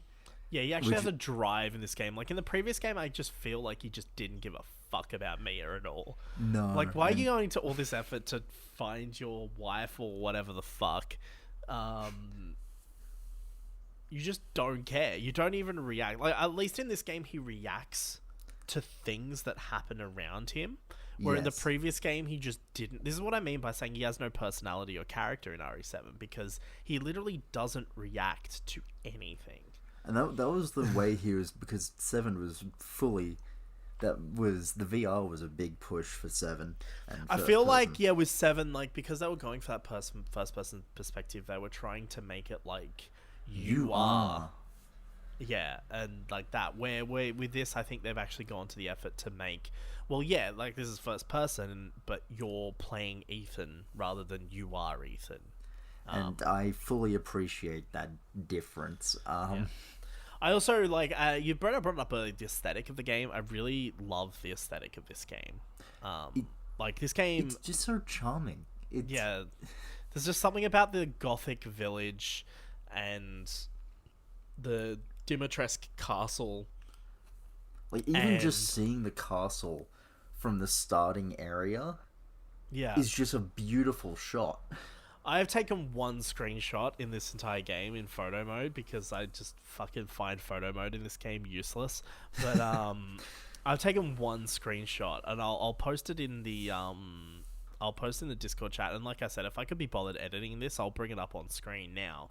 But it's not really a spoiler for the game, but it's towards the end of the game where, like, the village, you know, it's like sunny, like the sun comes out for a little bit, and you've got like all that haze. And there's like one part where you like walk and you see Castle Dimitrescu in the distance, and it just looks so fucking aesthetically pleasing that I just had to stop and take a photo. You know, like, you know, you've got the woods in the front of it, but then you've got this big castle that's like kind of silhouetted, but has like the sun shining on it from an angle, and then you have all this haze and smoke and so. Oh, it just looks so good. That's the only time. Sorry. Like, I was just going to say, that's like wallpaper material right there. Like, that's the only time I ever took any photo in this game. the graphics of the game are bloody brilliant. This game looks fantastic. The RE engine looks great. And I will say the RE engine looks better in first person than it does in RE2 and 3. Like, it still looks fantastic in those games, by the way. But there's just something about being in first person and being able to get really up close to the detail of the levels that just elevates RE7 and RE... What are we up to? 8. RE7 and 8 above RE2 Remake and RE3 Remake, just in terms of how its presentation. Like, I feel like this engine looks great. And not only that, but they've got, like, the really good, you know, photorealistic scans of everything as well, which just look fantastic. Like, this is a good-looking game. Aesthetics aside, like, this is just genuinely a good-looking game. In fact, all the RE titles, the RE engine titles, have looked fantastic. Like, I genuinely think the RE engine is one of the best-looking game engines out there right now. Like, I honestly, like, last year, I honestly can't really think of much that looked as good as RE3, and year before, like, RE2 just looks fantastic. And RE7... what a fucking treat that was, you know? And this is no different in that regard. And one thing you did bring up was the sun coming up. One thing I really appreciate about RE8, and it's such a weird thing, most of the game takes place over the daytime. Isn't it interesting? Because I was a little confused when the sun came up on the timeline of everything. But, like, when you start the game, it must be, like, very early morning because it's still dark. And then you're literally playing it throughout the whole day. Until dusk or dawn yeah. That's fucking wild. I just found that such a... It's like, I know it doesn't fit the horror vibe, but this game doesn't really... It's not horror besides some bits, but we'll go into that. But, It's just a nice progression of events, I find. Yeah, definitely. It's definitely a fun game, and I will say I don't actually mind the gameplay too much of this. In the sense that like if you want that more action style gameplay, like I think the game delivers on that in terms of its gameplay. I think it's pretty decent. I will say I found the whole game to be kind of easy, to be honest with you. The game was easy. I'll agree there. And I was playing it, and I'm not just talking about like the difficulty, like because I played all the other RE games. I mean, I can pretty much get through RE3 no problems now because I played it like several times. But like RE2R, RE3R, I played on even RE7. I only played it on normal difficulty, right? But those games provided a challenge. Like the first time you play it, like there's actually a bit of challenge there. It's about the exploration. You need to find your way around, get the item, avoid all the enemy placements. Yeah, it's not just that. It's about like there's decision making, but there's also like the puzzles. The puzzles aren't obvious. I mean, RE3R doesn't really have any puzzles, but RE2R like and 7 like they're not obvious. Like you need to actually think about it. It requires you to engage with the game. The exploration requires you to engage with the environment, and I just didn't feel any of that No, here. I fully agree there. That's like why I find Castle Dimitrescu is great, but I didn't have to think about a single moment in that entire section of the game. I just played it, like... No, I understand there. The puzzles were literally just turn slab left. Oddly enough, the hardest puzzles were the side stuff that you could do, like those labyrinthine metal balls. Oh, yeah, I did those. Yeah, they were fun. Yeah, I enjoyed those. But that's what I mean by RE2 is like the true Resident Evil game, because it's got the whole package. RE8 feels more like a story-driven narrative with the gameplay kind of in the background. Yeah. It's there to serve the plot for once instead of the gameplay with a plot in the background, I find. And that's not for everyone.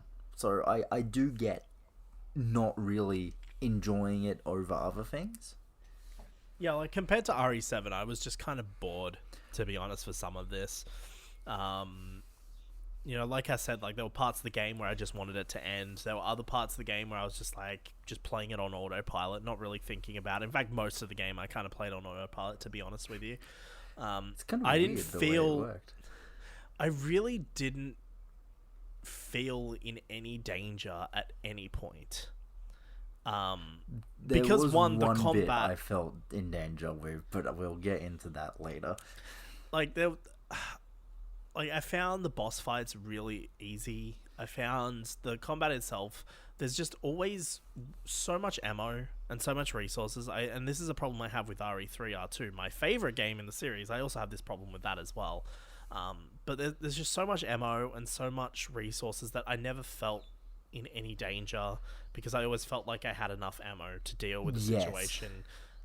You get a lot of the weapons. Make more. Yeah, and you get a lot of the weapons very quickly too. Like, you're not stuck with the pistol for very long. It's not that long before you get a shotgun. And you're just kind of like, oh, okay, I have a shotgun now. But also, yeah, I don't know, man. I just found it... I just didn't engage with it as much as I would have liked to. Fair enough. But yeah, that's all I have to say with it on spoiler-free thoughts. Like, I definitely still recommend playing this game, like 100%. Like, it's definitely, I think, worth playing. And I'm very biased, and will say go for it. But I do think play 7 first.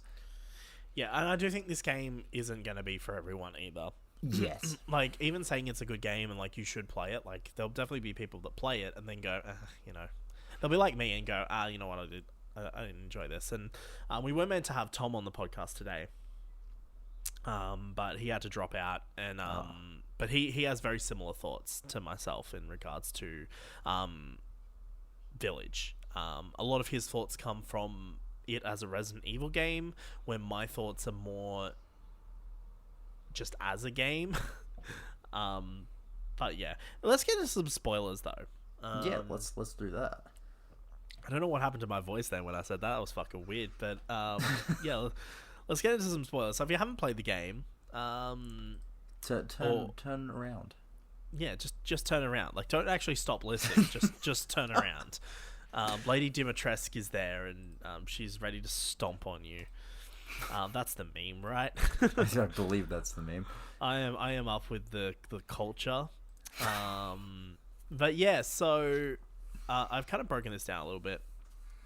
We've already discussed the story, so a little bit, but I want to talk about specifically with the story, just the absolute wasted potential of this story. Sorry to sound like super negative, because I did say I like the story, but when I say I like the story, I mean I like the general overarching like A to B of the story. You know, I actually really like the how, outline of it. Yeah, like I like that, you know, like even though it's the same, I actually like Ethan's journey to, you know, go save Rose. You know, I like the story behind the village. I like the whole thing surrounding Mother Miranda and like, you know, but a lot of the story stuff that I like is more backstory related things rather than and just the general plot of Ethan trying to save his daughter. And like I also love how it ties itself back into RE7 towards the end. Yes. But a lot of like the other stuff that I like is I like a lot of the ideas of the story. I will say, like, there's a lot of great ideas in here. But like every time they introduce a really cool concept, they just backtrack it or just ignore it immediately afterwards. The biggest example is Heisenberg. Yes. When you first meet Heisenberg, Heisenberg's this antagonistic character, and he's placed as the last boss. Well, he's not the final boss, but he's the last boss out of the lords of the village. Right, so you start with Lady Dimitrescu, and then you do the others, and then he's placed as the last one. So by this point, you're familiar with the gameplay structure of Village. You know, you go to one section of the village, you play through that section, and then you fight the person at the end, and then you move on to the next bit. So there's absolutely no reason to believe Heisenberg's bit is going to be any different. And unfortunately, it turns out to be exactly the same. But there's this bit right at the start where, like, you walk into the factory, and Heisenberg's like toying you beforehand, but like you walk into the factory and you actually just meet with Heisenberg straight away. And there's this whole section of him talking about how, you know, he actually wants to work with you, and like, you know, that you should team up with him to stop Mother Miranda, because, you know, it turns out he's against Mother Miranda, and like he has his own motivations and his own reasons, which is more that can be said about literally any other villain in this game. But it's an interesting setup, right? Like, it's this really cool idea of like, oh, like we're expecting by far the most charismatic of the lot. Yeah, like it's interesting because like you're expecting a boss fight, you're expecting an antagonistic villainous character, and then he's kind of just like, hey, like, I'm not a good guy, like, I'm fucking questionable, but like Mother Miranda's a bit of a problem, eh? Like, let's go sort her out. You know, like, it sets up this really cool idea, and then not even a minute after it sets it up, it just completely abandons it. It's just like, nah, don't worry about it. Lol jokes. I think that scene, rather than being built upon, should have been built up to. Because I don't have a problem with what happened after that, besides some of the factory bits. But it's the fact that you don't see Heisenberg at all. Yeah, he like shows up he shows up at the start in the castle where he's 100% like with everyone. Yeah, there's no setup to it, but like I'm fine with that, because like I think if they were to subvert the expectation, because the way at that point they've already set up the general structure of the game, that I think you're going in expecting one thing, and I would have loved them to actually go, no, hey, this is what this is instead, and actually stick with it. because I think that would have made for an interesting, because like Mother Miranda's barely talked about in the entire game. Like, you hear about her, but it's really not until the factory bit, the Heisenberg bit, that they start just drilling you with Mother Miranda and how bad she is. You know? I kind of wish they stuck with that idea and actually had you not fight Heisenberg, and you actually have to work with Heisenberg to take down Mother Miranda. You know, I feel like that could have been a much more interesting idea than just being like, oh no, Heisenberg bad, fight him, he die, move on. It could have been cool to actually maybe flip the final order of the bosses. Have you... Yeah, well, that's even good as well. Like, imagine teaming up with Heisenberg to fight Mother Miranda, but then you find out what Heisenberg's true motives are, and you're like, well, now we have to stop him. Like, I feel like there's just much more interesting ideas there, and instead they were just like, nah, let's just play the boring route. I mean, boring route's probably a bit strong way to describe it, but like, I don't know, it was just... No, I get it. I don't know, I was annoyed by that. I don't mind Lady Dimitrescu being the first part of the game, but I feel like you could have done so much more with... Not just, and I don't mean for the memes on the internet. Like, I mean, like, I feel like the characters in this game could have been so much more interesting than what they actually were.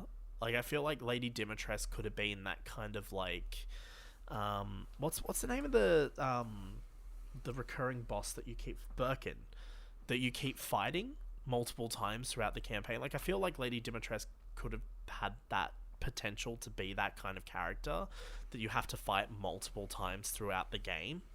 Yeah. I mean, yeah, I don't know. Like, I was just disappointed by most of these characters, to be honest. I like all the characters, and yeah, they do have rather base level personalities, but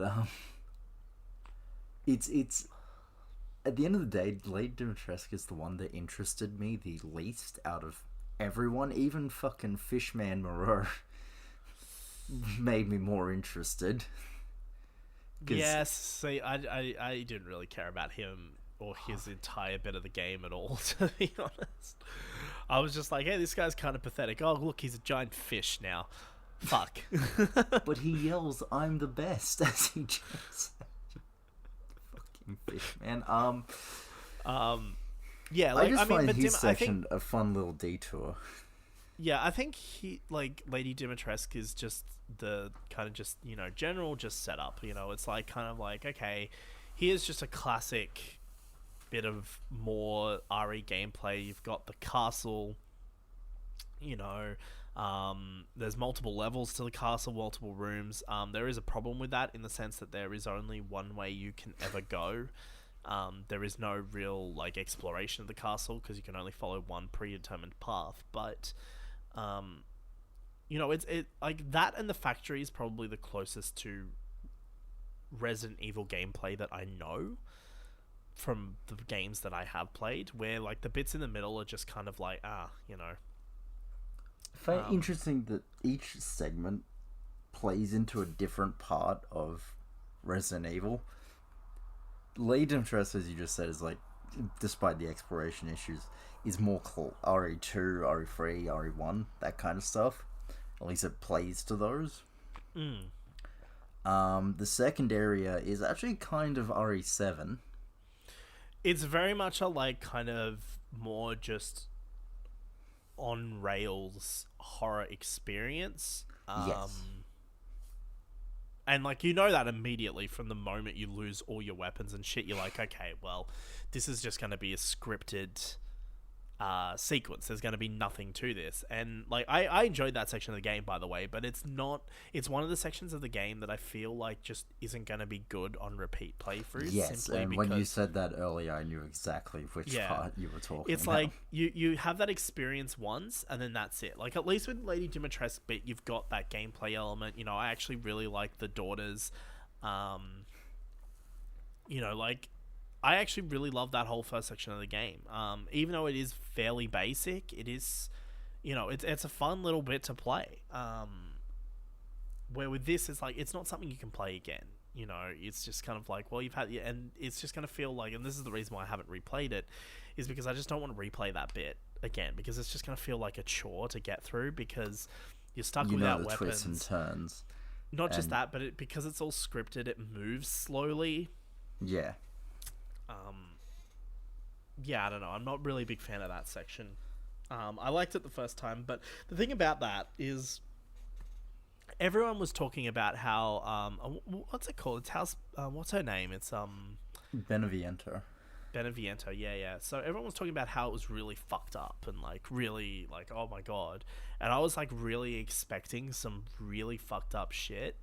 And let's be honest, like yeah, sure, the fetus, the baby, the fucking mutated baby fetus thing, like that's disturbing as fuck. But like when I saw it, I was like, wait, is that it? Like I literally played through that entire section and walked out of it, and then I was like, wait, so was that it?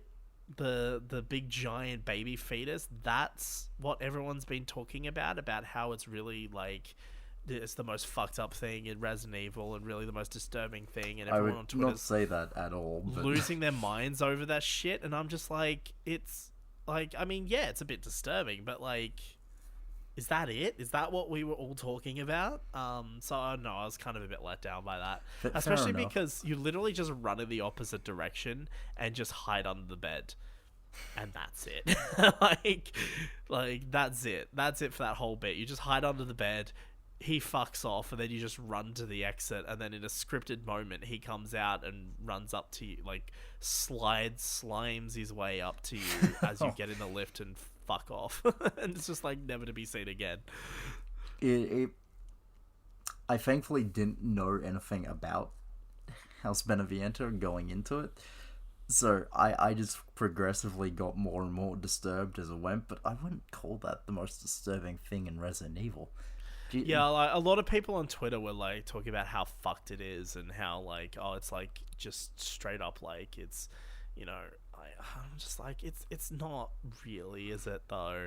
It was its like, fucking baby cries as it came near me, and I was like, oh, this is disturbing me, and I had to pause the game because obviously I live in a house with other people, and they were walking up down the hallway, and it's just fucking I'm like, oh god, okay, I'm uncomfortable. Yeah. I do enjoy that section of the game, but it is very much a play it once and that's it. Yes. It's very atmospheric. It does a great job at atmosphere.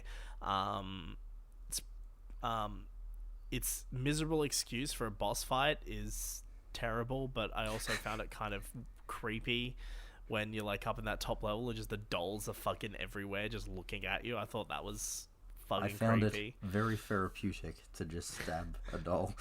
Yeah, it was kind of fun. But then that section's like over, and then you're just kind of like, oh, okay. The game is very cap-ended by, you got Castle Dimitrescu, which is a larger section of the game, tiny section, factory. Yeah, and the factory's quite big too. Factory is quite big. And like, I mean, I don't really have much to say about Munro's whole bit. It's a detour, to be honest. It's whatever, really. Like, I don't have a lot to say about it.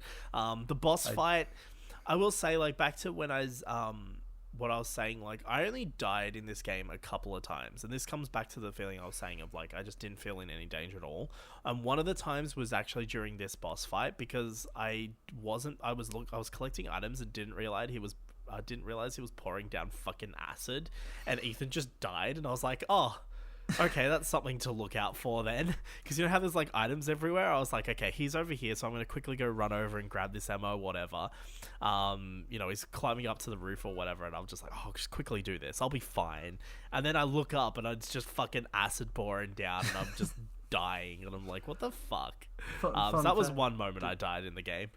Fun fact, I only died twice in the game. Both times were to him, but neither were in the boss fight. It was when he was with fucking fish boy, and I was walking across a plank that he'd already passed, and he knocked me in the fucking water and killed me, and I was actually pissed. Yeah. I did die during that bit as well. Like, there was one moment where he knocked me into the water, and I saw that animation of him just fucking gobbling you up. That was fun. The only other time I died was during when was it? Oh, it was during the Mother Miranda boss. It was like at the bit, like, you know, the bit where it gets really dark. Yes, yeah, Yeah, so it wasn't that bit. It was the bit after that bit where she, like, mutates again or, like, has different attacks. I died during that part, but they're really the only times I died during the game, and I feel like if I'm playing a Resident Evil game, I should be dying a little bit more. Like yes. I understand this isn't Dark Souls, but, like, also, I should be dying a bit more than what I am. Yeah. And, like, I was going to replay it again on a harder difficulty just to see if it provided anything, but it still doesn't change the fundamental problems with the game, in terms of, like, what I'm talking about when I say it's easy. Like, those things are still there. All it does is just make the enemies tougher, so it's like, do I really want to play this again? Not really. So that's why I just didn't bother doing it, but I was originally going to do it. But yeah, I don't have a lot to say about that. I do want to talk about one issue I have with Castle Dimitrescu is all the puzzle pieces are just kind of handed to you. Like, you don't have to actually find them. Like, you just follow the scripted path of the castle, and then immediately there's like a fucking the bottle of wine or blood or whatever the fuck in there, and you just pick that up and just take it to the bit, and then you just pop it there and you move on to the next bit. But I did enjoy that section of the game just because I actually really love the castle just in general. Like, the aesthetic of the castle. I do like, even though you are following a linear path, I do like how you progress through the castle. You know, I love, like, the claustrophobia of the dungeons. But then you have that big open space when, and Lady D is easy to avoid. But, like, I like having her just around, just following me around. She did take me by surprise once, and that's when I ran into the courtyard. And that was her first time appearing in front of me, and I was like, why? Why are you here? Yeah. I do like that. I think that's my favorite part of the game, just simply because, you know, it's just like classic RE game. It actually reminds me a lot of RE7, the Baker House. Like, it's just like that. And I really enjoyed it. There's, like, you know, the little passages and shit. And I do enjoy her daughters as well. And I actually enjoy the backstory. This is what I'm saying. Like, I enjoy a lot of the ideas of this. Like in the backstory, you know, like the whole description in the, like, side little notes and things of how they came about and how Lady D came about. Really interesting stuff. Yes. And I really wish that was more of the forefront. I do like, another thing, I want to talk about Daniela Dimitrescu, voiced by Nicole Tompkins. So she plays two characters in this game. She plays Daniela, and she also plays Elena. Elena, yeah. And what's interesting about Elena is the entire time, like, she's trying to put on a different voice, and I can tell she's trying to put on a different voice, so she sounds a bit different. But I'm just like, yeah, but you're just Jill, though, really, aren't you? Like, every time she even slightly raised her voice in any capacity, I was like, see, it's just Jill Valentine. But I was actually really wholesome. I was watching her, because she's been streaming it, and she did a stream with Maggie Robertson, who is Lady D, and, like, they were playing the castle bit, and, like, that opening bit of the castle where you're like, you go up and look at the thing, and then the daughters appear, and then she's like, the first daughter's like, it's Daniela, and she's like looking for Rose, and I didn't even pick up on this in the game because they all kind of sound the same to me, all the daughters, but and then she's like, it was really wholesome. She's just like playing through the game, just doing her thing, and then she hears looking for Rose, and she's like, oh my god, that's me. And then she's like, oh, this is this scene, oh my god, this is this scene, I remember doing this. And it was just like, oh, that's wholesome, that's fun. And then I love the actors in fucking Resident Evil games. Yeah, and then there was like a bit where they were reading Lady D's diary, and so like it became a bit of a meme on the internet, on Twitter, because Maggie was just reading Lady D's diary in like as Lady D, and there's like a bit where at the end where she's like, "I need a drink," and she just says it the way she would, and then everyone's just like, it's like become her favorite line, and it's not even a line she delivers in the game. It's just like, it's such a great little. It was just a wholesome stream. I quite enjoyed watching that. I don't know what it is. Resident Evil voice actors kind of remind me of Marvel actors with kind of that weird brand loyalty that they've got. Yeah. Like, but I really love it because Nicole Thompson has been, like, ever since RE3, has been pretty non-stop Resident Evil. Yeah, no, she because she played RE3, and then she played, I'm pretty sure she did RE2 as well, and she was doing the streams with all the other actors, and I think she did RE1 at one point, and, you know, she's been playing some other, she's been playing a bit of Tomb Raider, actually, which has been fun to watch. But she did that stream with, Sasha Zatova. I think that was like the first like big one that she did, like, because she was streaming it herself for a bit and she had a couple of guests on, but like Sasha Zatova was the first big stream that she did, because, you know, she had, it was like the voice of Jill and with the face of Jill playing Resident Evil 3, and like it was a big thing. Like I think she titled the stream Jill meets Jill and plays with Jill, or something like that. Like, it was just some kind of like really dumb title, but it worked. You know, it works as a title because everyone's just looking at that going, "What the fuck?" And they're like, "Oh, look, it's both Jills," and then they're like, "Oh." But yeah, like I really like how involved the Resident Evil voice actors are. You know, a lot of them are always doing, you know, interviews, just with you know, like YouTube channels, and you know, they're always doing like stream stuff with each other. You know, like Sphere Hunter is friends with all of them. Yes, I do watch pretty much most of Sphere Hunter's Resident Evil videos.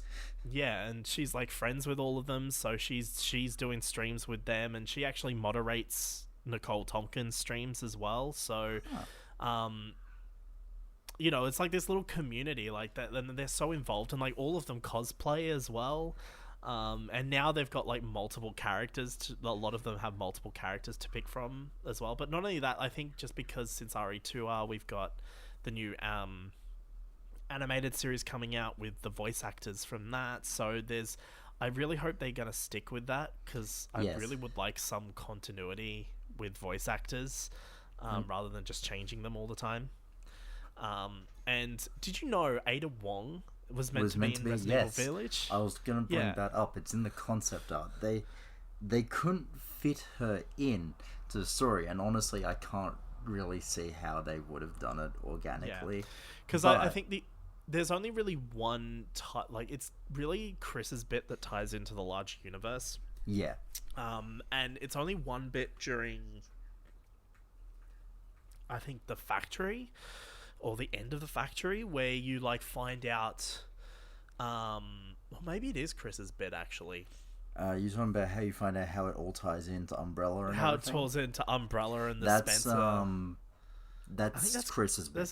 That's Chris's bit. And like that, I mean, that's like a very blink and you miss it moment, because its tie-in to Umbrella is just literally a note. But and it's such a satisfying note to read. It is, yeah, but I feel like it was just kind of shoehorned in.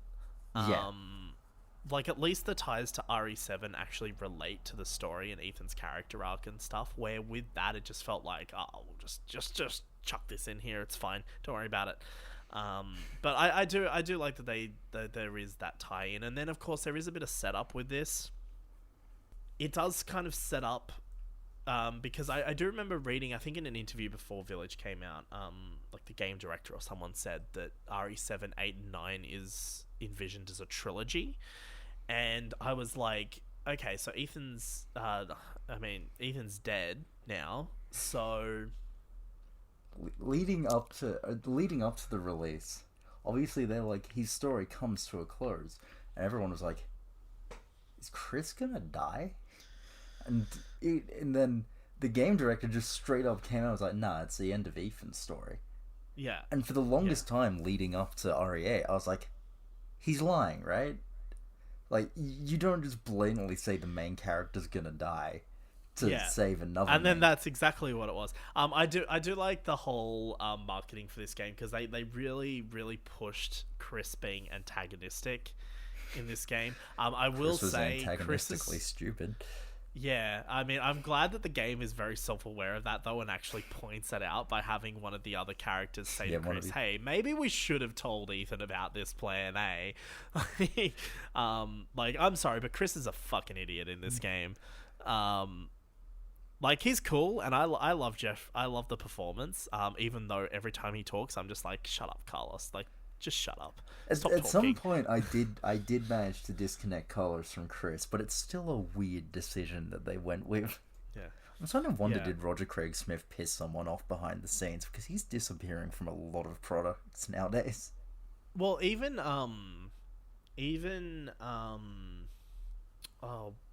what's his name? Heisenberg. Oh, Nikolai's voice actor. Yeah, it's just Nikolai, and I'm like, you're literally just Nikolai, just without the accent. Fun fact, Nikolai's voice actor also did the mocap for some of the Lycans. Yep. And one of my favorite behind-the-scenes things is apparently he accidentally injured Ethan's mocap and voice actor by doing a pounce on him. Nice. He also did the motion capture for Nemesis as well. Did he? Yeah, no, he was Nemesis in the previous game. Damn, he's just straight up everybody. And he was also a character in Detroit Become Human as well. Who the fuck was he in Detroit Become Human? He was a character that's part of Connor's storyline. Like, when you go, there's like this rich person that you investigate. And you like go to his apartment, like you go to his big mansion, and that's him as well. And by the way, that's another like game where just the voice actors are like really heavily involved with like the community. Like Brian Deckhart's just been doing absolute bits on Twitch since that game came out. If it makes you money. Well, yeah, I mean, I'm really glad that we've kind of reached this point now, though, where voice actors are heavily getting involved with the games. It's really nice to see. Because beforehand, you just used to have like, you know, Troy Baker and like that. Like, they would talk about it, and they're very heavily involved on Twitter and stuff, but they don't like do a lot. And then, you know, like Nolan North and Troy Baker started Retro Replay, and then, you know, they played like The Last of Us, like they did their full Last of Us playthrough series, which, by the way, if you haven't watched, is fucking hilarious. Like, just watch Nolan North try to play any video game. Is great. he's like literally the dad in the room where you're like, hey dad, do you want to play some video games? And then he's like trying to figure it out. It's great. But like, that's good because like they get the voice actors in as well. Like, that series, a lot of like the actors from The Last of Us came on throughout the series as they were playing it to kind of talk about it, and you get a lot of great stuff. Like, you know, just watching, I remember when Brian Deckhart first started streaming, and he started streaming Detroit Become Human for the first time, and like, you know, there was just so much like behind the scenes that he would just talk about, and so much interesting stories. It's great. And it's been happening with the Resident Evil, like just the Resident Evil cast go fucking ham, you know, like I love it. Even the facial actors, like literally Zasha Zertova did a stream of Resident Evil Village with the face model for Lady Dimitrescu like the other day. Like, and also, by the way, the model for Lady Dimitrescu has done like a full Lady D cosplay as well. Yes, I have seen that. Like, it's insane. Like, and like I've seen like Sasha Zertova's done a Jill Valentine cosplay as well. Like, it's just, everyone's so involved, and I really love that, and I wish more games had these kind of like communities of just voice actors streaming and interacting with fans, and just it's so wholesome. It's great. It really gives me, because a lot of times, you know, that you rep up the company you work with, but a lot of these voice actors are like, yeah, it was a delight working on this with the Resident Evil team, and I actually believe that. Yeah. Especially, like, I mean, even, like, you know, like even it's even happened a bit with not as much, but you know, like games like, but like even last year, like what am I trying to say? Like even last year with The Last of Us Part 2, right? Not as much with The Last of Us Part 2, but like the facial models for oh fuck, what's her name? What's Ellie's girlfriend's name again? Dina. Dina, yeah, like the facial model for Dina, like literally bought a PS4 just so she could stream The Last of Us and The Last of Us Part 2 because she's never played them, and now she's streaming games regularly now. You know, obviously you have Troy Baker and that's Troy Baker doesn't do a lot of like streaming per se, but you know, he does a lot of podcasts and a lot of, you know, like Troy Baker's very active within the gaming community, and it's just nice to see all these voice actors just getting out there and doing stuff, because a lot of voice actors could just come in and, you know, they do the gig and then move on to the next thing, where this, everyone's like, especially with Resident Evil, everyone's just kind of, you know, just there, just always happy to hang out on Twitch and do things, and like legitimately these voice actors now have Twitch careers, right? Like, you know, like Nicole Tompkins is just doing bits on Twitch ever since RE3 came out last year. You know, she's doing all sorts of stuff now. A bit of a sidetrack from Resident Evil Village, but you know, it's a fun little thing, and I really do love the Resident Evil community in that aspect. Yeah. But it's a lot of fun. So where were we with Village? Well, the first time I noticed it too was actually when I was looking at conventions where they had the voice actors for Leon and Claire. And I was just watching like a random convention clip, and then they walked out and they were both in like full cosplay, and I was like, oh, like you don't see that at all, really. You don't see voice actors cosplaying their characters that much. So I was like, that's cool. And fucking, what's his name? I can't remember. And you always forget the name of the guy that, just because he has a really long last name. But the guy that voices Leon, like his cosplay is on point too. Like it's a solid cosplay. Like Nick, I'm not even gonna attempt to pronounce that name, but like his cosplay is solid. I quite enjoy a bit of that. Definitely. But yeah, I think I don't really want to talk much else about the rest of it, but I do want to talk about Chris's bit. I want to talk about Chris's bit and just I want to talk how it finale. ties in. I want to talk about how it ties into RE7 and stuff, but Chris's bit, I had a lot of fun playing Chris's bit. Chris's bit is so therapeutic after such a...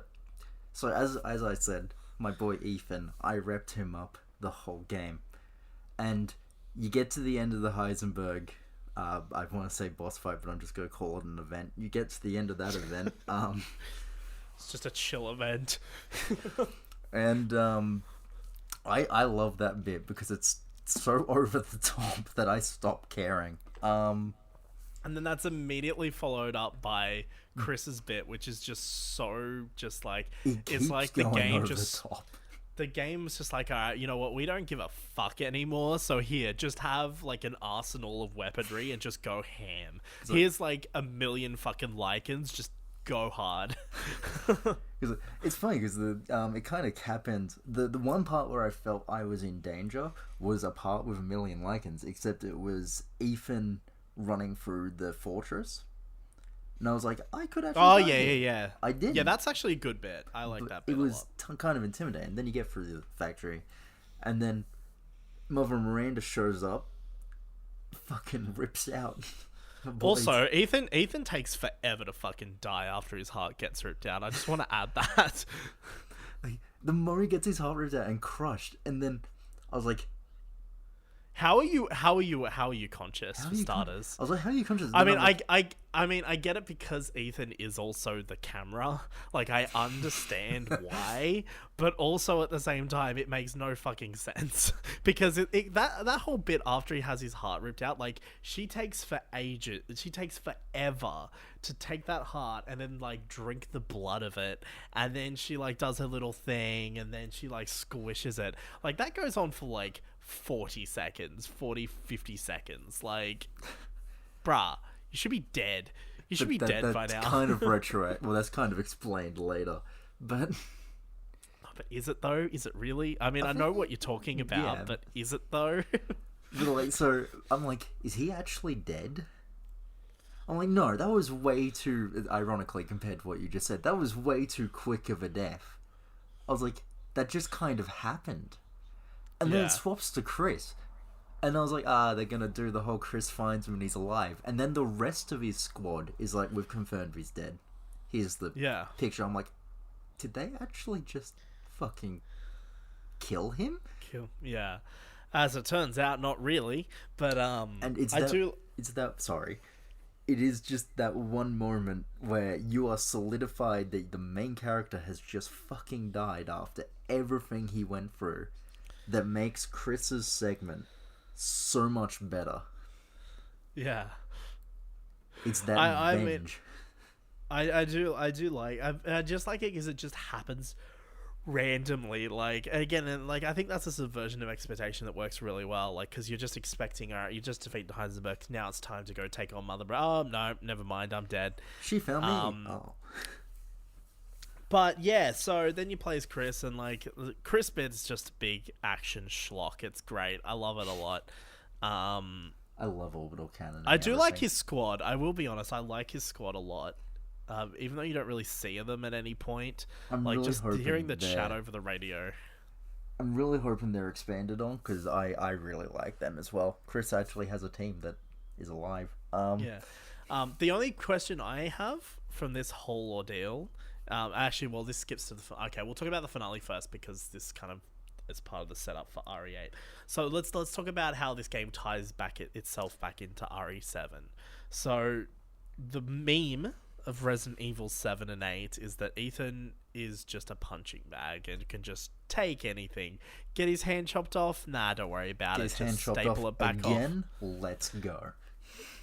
I actually burst out laughing when that happened, because I'm like, you go to open the thing and that's like Lady D's, like, it's not her first appearance, but it's like her first time where she's a pursuer. And she like just chops your hand and wrist clean off, and it's just there dangling on the fucking thing, and Ethan's just like holding on to his wrist and blood's coming out, so you're just like trying to avoid. And my favorite thing is he goes back up and just picks up his hand, gets the lift, fucks off, and then I burst out laughing the moment he just attached his hand and then just poured the fucking first aid stuff over the top, and I'm like, what the fuck is what this? What worries me is, like, does he think that's normal? Like, if Rose fucking gets in a horrific fucking accident, like getting hit by a car one day, would he have just gone like, oh, let me get the bottle? Hey, thank God I've got this magic bottle of water. Rose, sit still, I'm gonna reattach. Bros, fuck. That's what I actually thought was gonna happen at the end of the game. I was like, what if he just takes all these like bits and just like sits them together and then just pours the fucking shit over it, and Rose is just magically back together. Like, how fucking just dumb would that be? Oh man, I laughed out loud. I thought that bit was hilarious. Oh, yes. It was one of my favorite moments in the whole game. It was shortly after that, actually. Well, no, it was a bit after that, when fucking Lady Dimitrescu stabs him through the stomach, and I was like, bruh, you're dead. And then immediately you're running around the rooftop, running away from big dragon girl. Yeah, I like that there's actually a dragon in this game. It's so balls to the wall. Here's the thing: you can't put werewolves in Assassin's Creed because that's just fucking stupid. But you know what? Resident Evil is just fucking insanity anyway, so why not? Take it.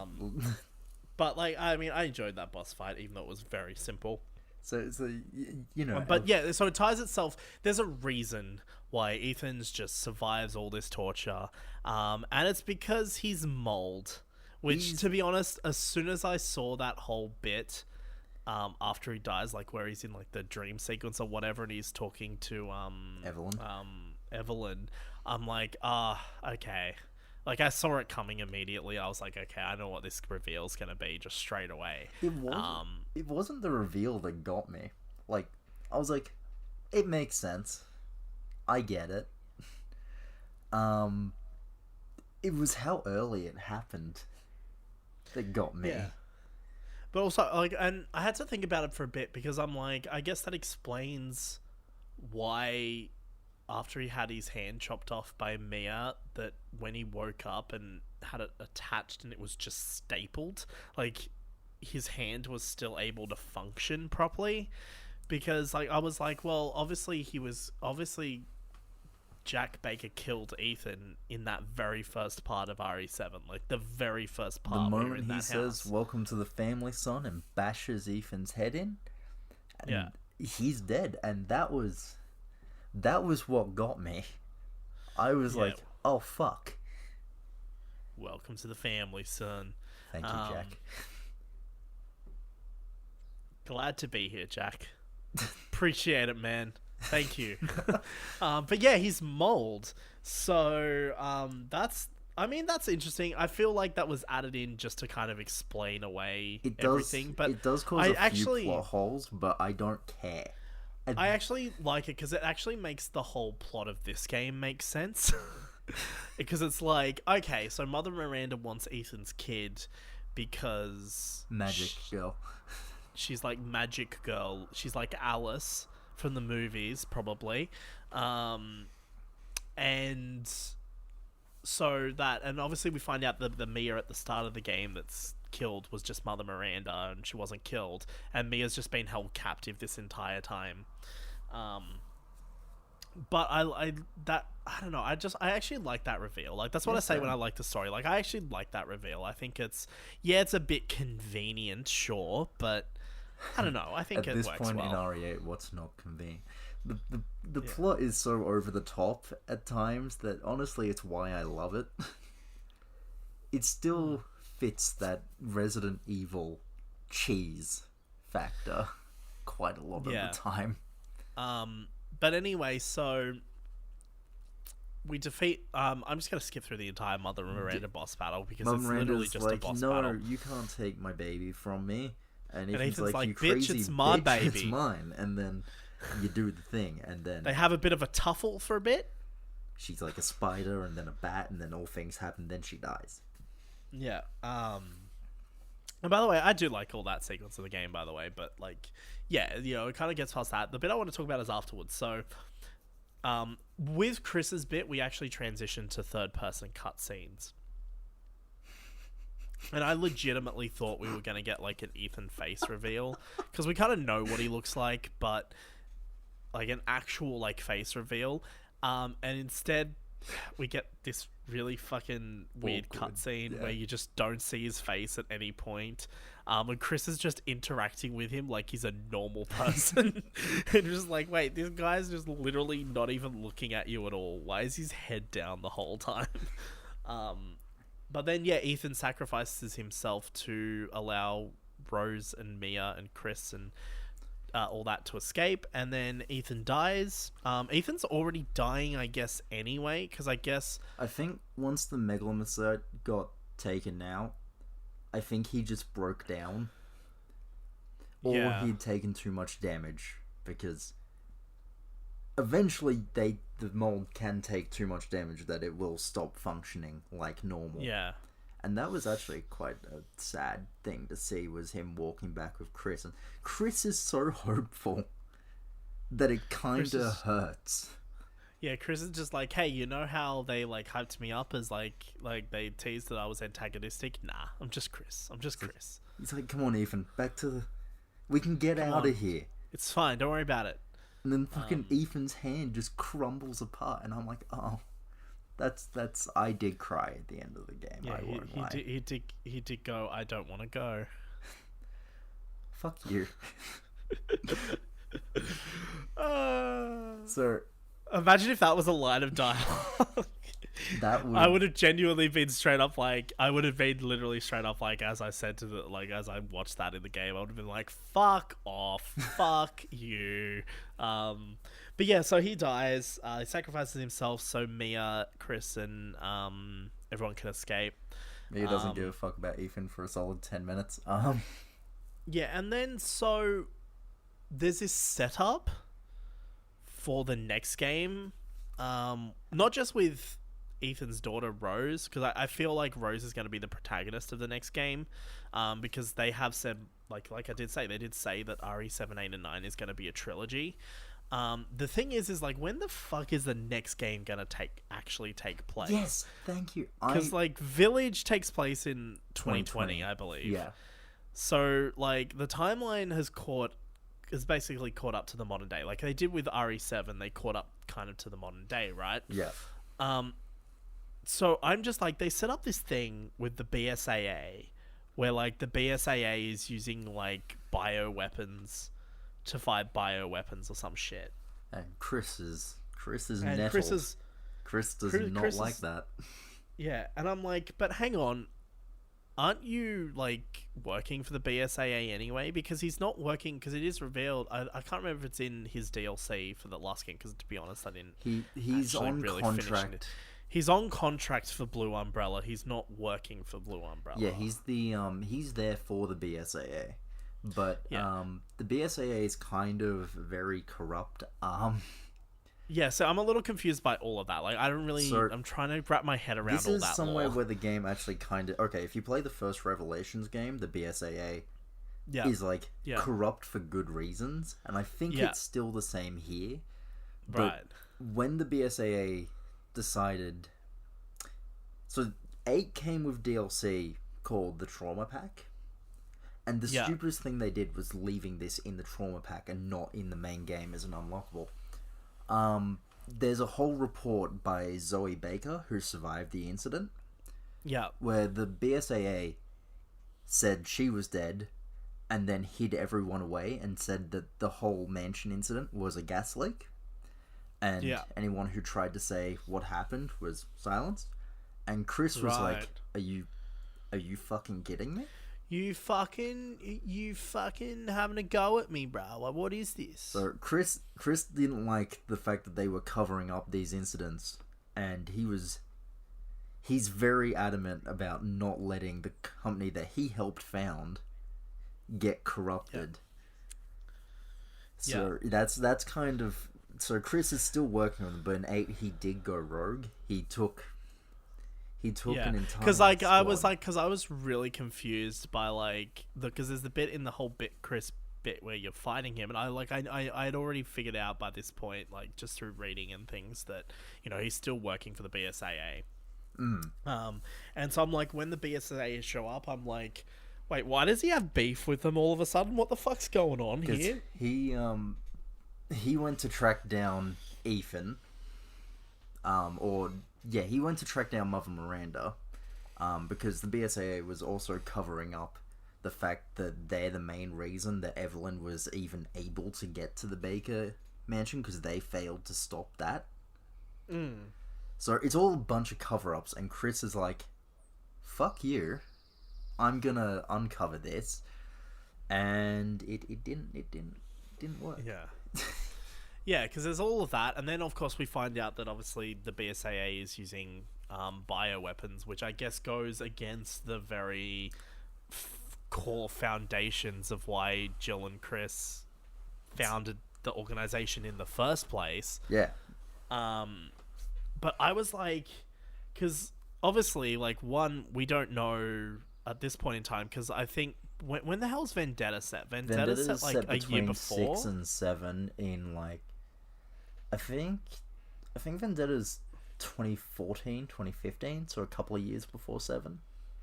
Yeah, because like we haven't seen Leon since then. We haven't seen Claire in... When's Revelations? Like Claire Revelations was 2 is seen before RE6, so 2011.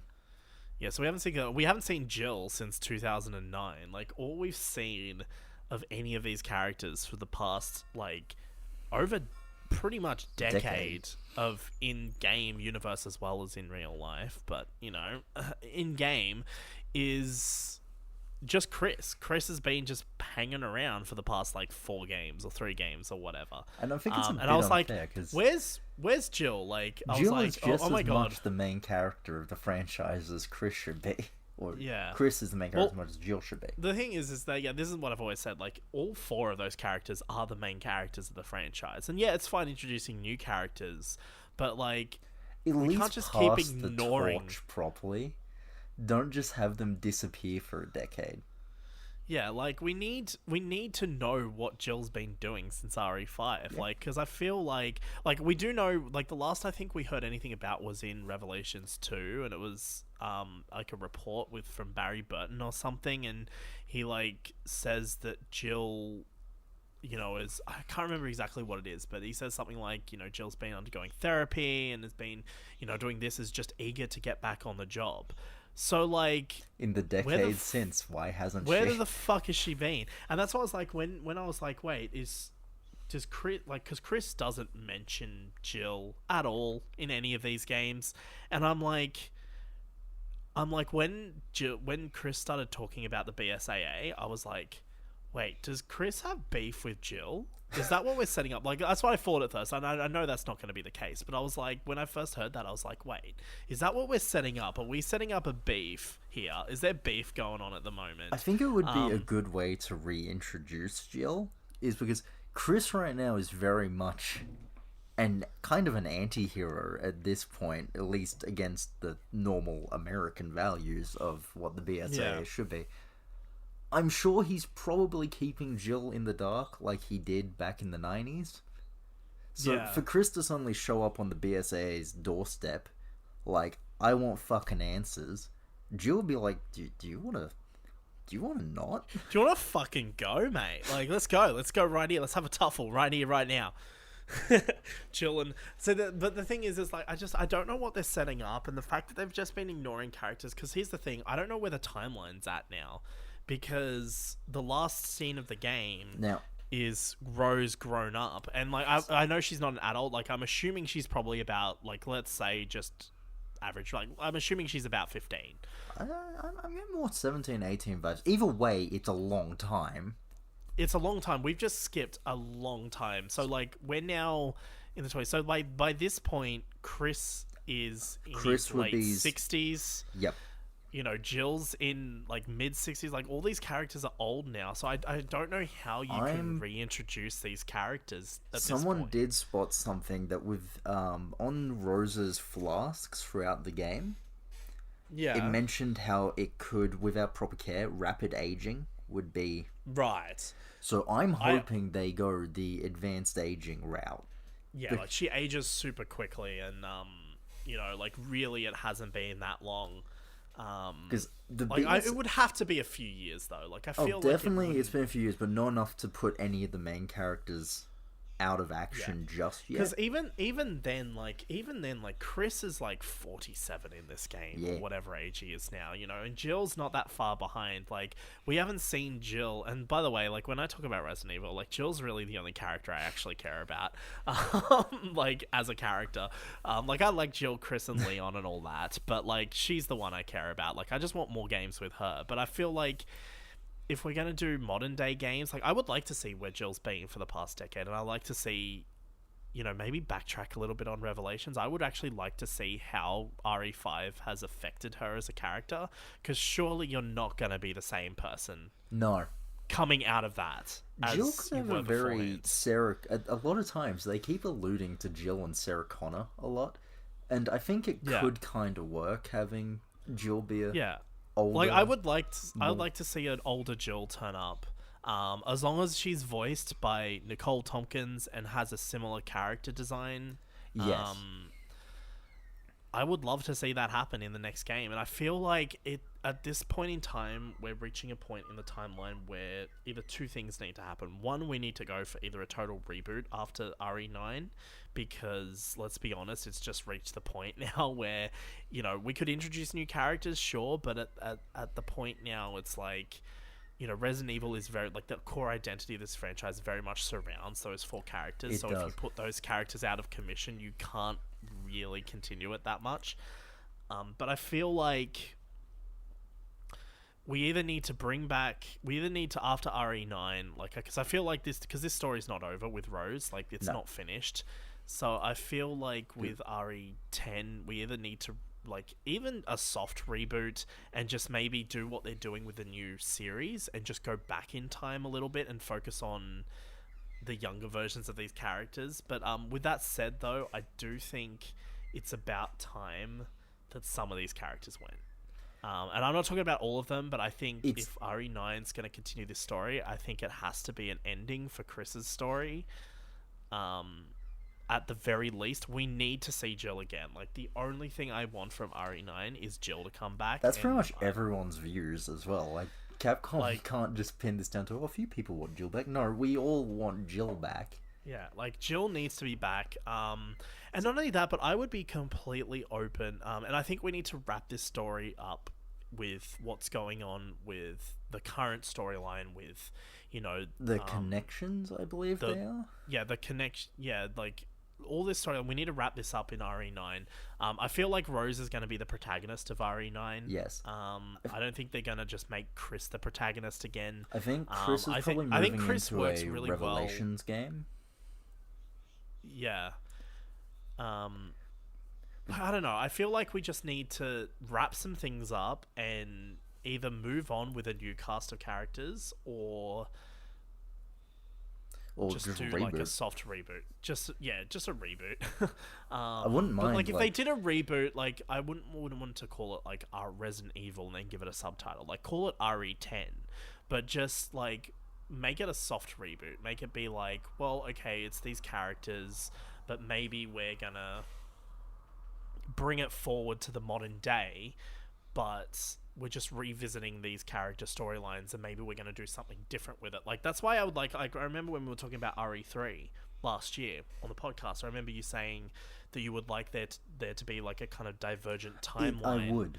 Following the remake timeline. And I think that would be the perfect thing to do, is go back to RE3 and then go from there. Like, we're doing an RE4 remake or whatever. Like, let's, like, okay, cool, it's one thing to remake the games, but let's, like, go back and just change the timeline and tell new stories and things with these characters. Because that's what people play these games for, right? They play these games for these characters, not for the whole larger Resident Evil lore, right? So I feel like that's what we need to do.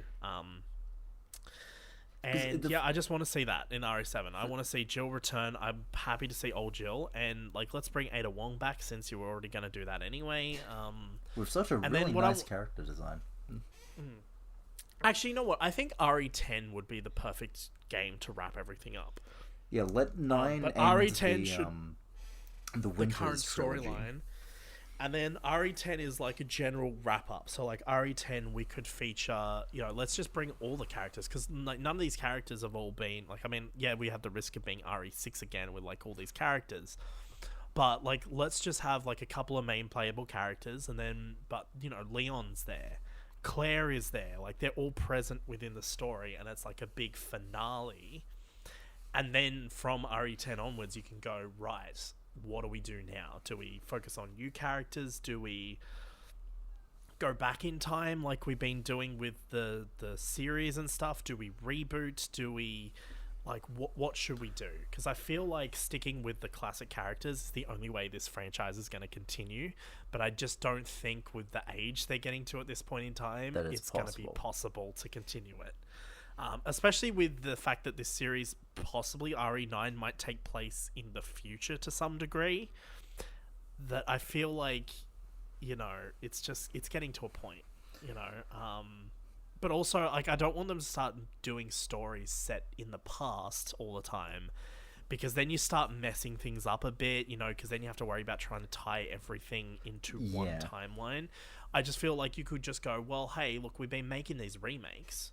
Let's just make a new timeline. Just make a new timeline and focus on the younger versions of these characters and tell different stories, tell new stories. Make Alice a character. I don't give a fuck. Just do something. But I think RE9 needs to wrap up something. It does. Whether it be Chris. I'm not saying he necessarily has to die or anything, but... At least let him retire. It needs to wrap up something. And then RE10 should be, kind of like a big finale to, like, everything. Like, it doesn't have to be big, bombastic action or anything like RE6, but it just has to be, like, this is the finale for these characters, and we're ending this story, and this is it. And then move on and do something else from there. I'd be happy with that. Chris is quite lucky because Chris has the one power set that old age does affect, but not really.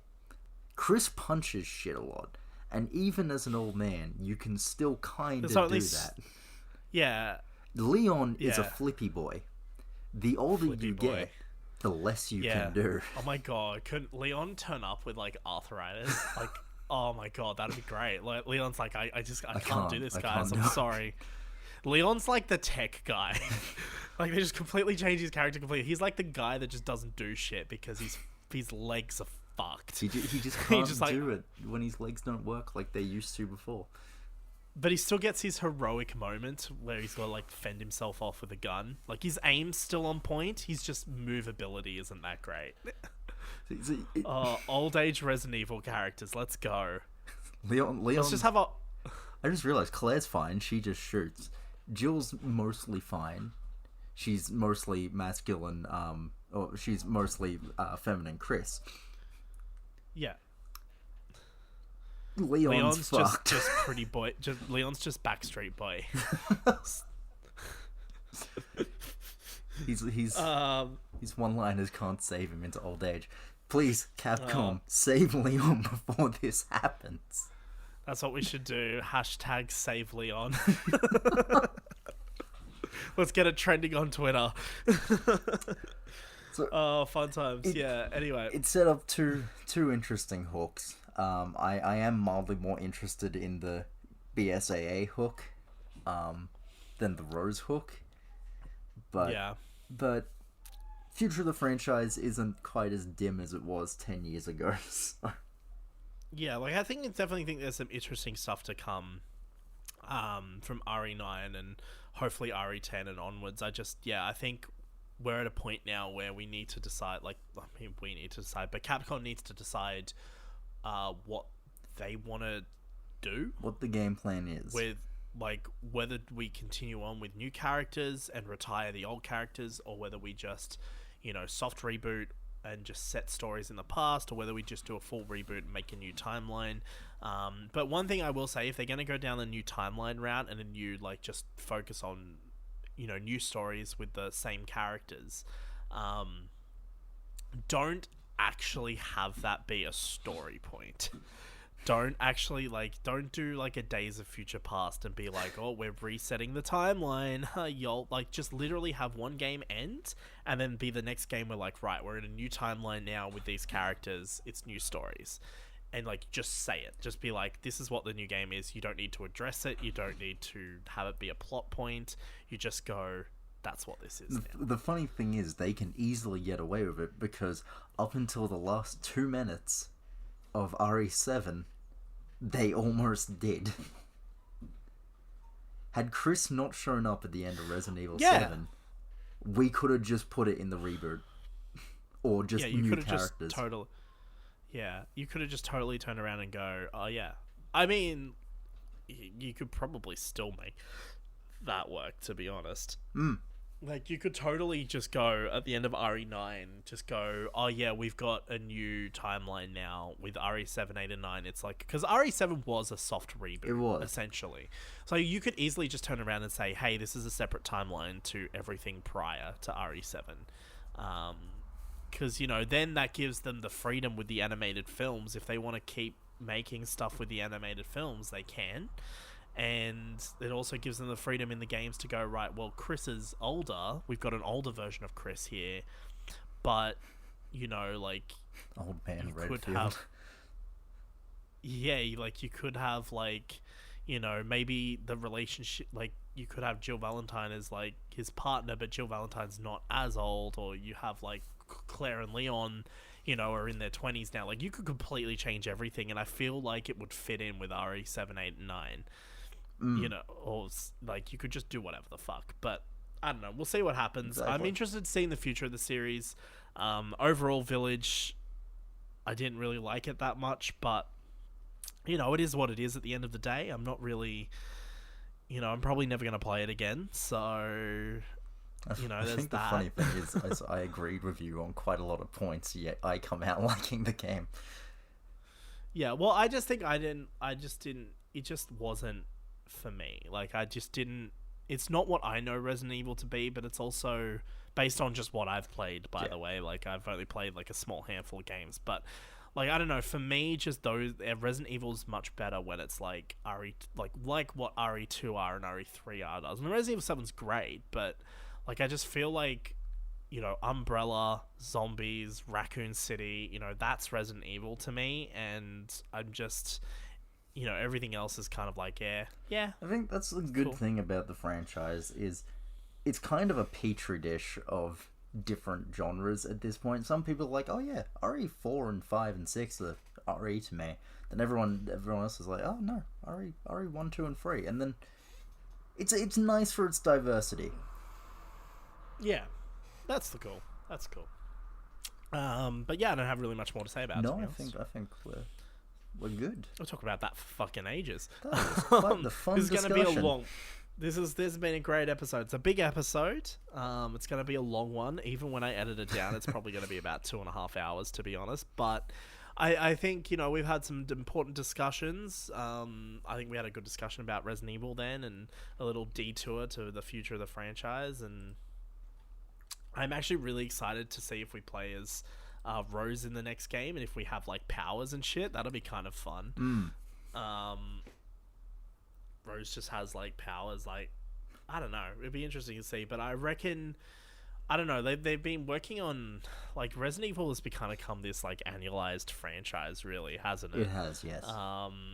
You know, you have like a mainline game every few years, and then in between there's like some remakes and stuff. So I didn't expect to see a Resident Evil 9 probably for a couple of years or so. Yeah, I'd say 2023, 2024. We're definitely going to have a Resident Evil game announced this year to come out next year. That's for sure. That's going to happen soon. The rumors on the market are Resident Evil Outrage, which is the code name for Revelations 3. Which is interesting because I feel like, just because of how different... which is interesting because the code name, because Resident Evil Village started development as Revelations 3. Yes, it did. And, like, you know, you could... And, like, because there's a lot of people that don't really like this game that much as Resident Evil 8. Like, you could totally turn around and say, hey, this wasn't actually Resident Evil 8. Because you know how it has the 8 in the Roman numerals in the titles? You could literally just go REV3. Rev 3, Revelations 3. Like, you could easily just turn around and say that. I mean, you could. They totally could do that. It's not the most insane thing Capcom have done with Resident Evil. Let's be honest. They could just turn around and go, no, it was never RE8. Because a lot of people have been saying, like, the fact that they never call it RE8 either. Like, it's always Village. It's never Resident Evil 8. It's Resident Evil Village. Like, you could totally turn around and say, well, it's not actually RE8. But I feel like, and it wouldn't be the first time the game set up storylines in the main games to then be continued or concluded in spin-off games. So I wouldn't be, you know, I'm not gonna say this isn't RE8. Like, I do believe this is RE8, right? But, like, I just find it interesting that it started development as Revelations 3 and then kind of became RE8. So, which actually, when you look at it that way, it kind of makes sense of how Ada could have fit in, because it was probably going to be an entirely different cast of characters. Yeah, I mean, yeah, probably. I mean, yeah. I don't know, eh? The what ifs of this series are fascinating, but either way, you know. But I would like to see more games, spin-off games, and some stuff. I'm not really as interested in remakes anymore. Like I actually would like a Code Veronica remake. I know a lot of people want that as well, and I know they do. I know they confirmed they're doing RE4. But I feel like a Code Veronica, because I think Code Veronica is that like last one of those original games. Yeah, that I think if you remade that, you would be perfectly fine. Like, I don't think there's any reason to remake, especially because you're releasing it on VR too. Fuck's sake. Resident Evil 4 VR. Which I will be picking up because I do have a Quest 2. Jesus Christ, alright. But yeah, like, I don't know. I'm interested to see what they do next. And hopefully we get an RE9 in a couple of years, and in the meantime, I'm sure we'll probably get, like you said, that rumored Revelations 3 or spin-off game. We'll probably get the RE4 remake, I'm assuming, in the next couple of years. Something's bound to be announced soon. Yeah, they normally announce it around this month, so hopefully... no, they normally announce at E3, so... Let's just wait for E3, people. And and if it doesn't come then, you know, like, they might do, like, a thing like they did like with Resident Evil 3, where they announced, like... Resistance, but then used that as like a smokescreen for the Resident Evil 3 reveal a bit later on. So they might even do something like that. They might go, hey, this is a new game we're making. Also, lol jokes. I mean, we are making that, but also this is actually what we're doing. And we will most likely be here to share that news with you. Yeah, like even though I didn't really like this game, I'm still excited for the next one. I still can't wait to play another modern Resident Evil game.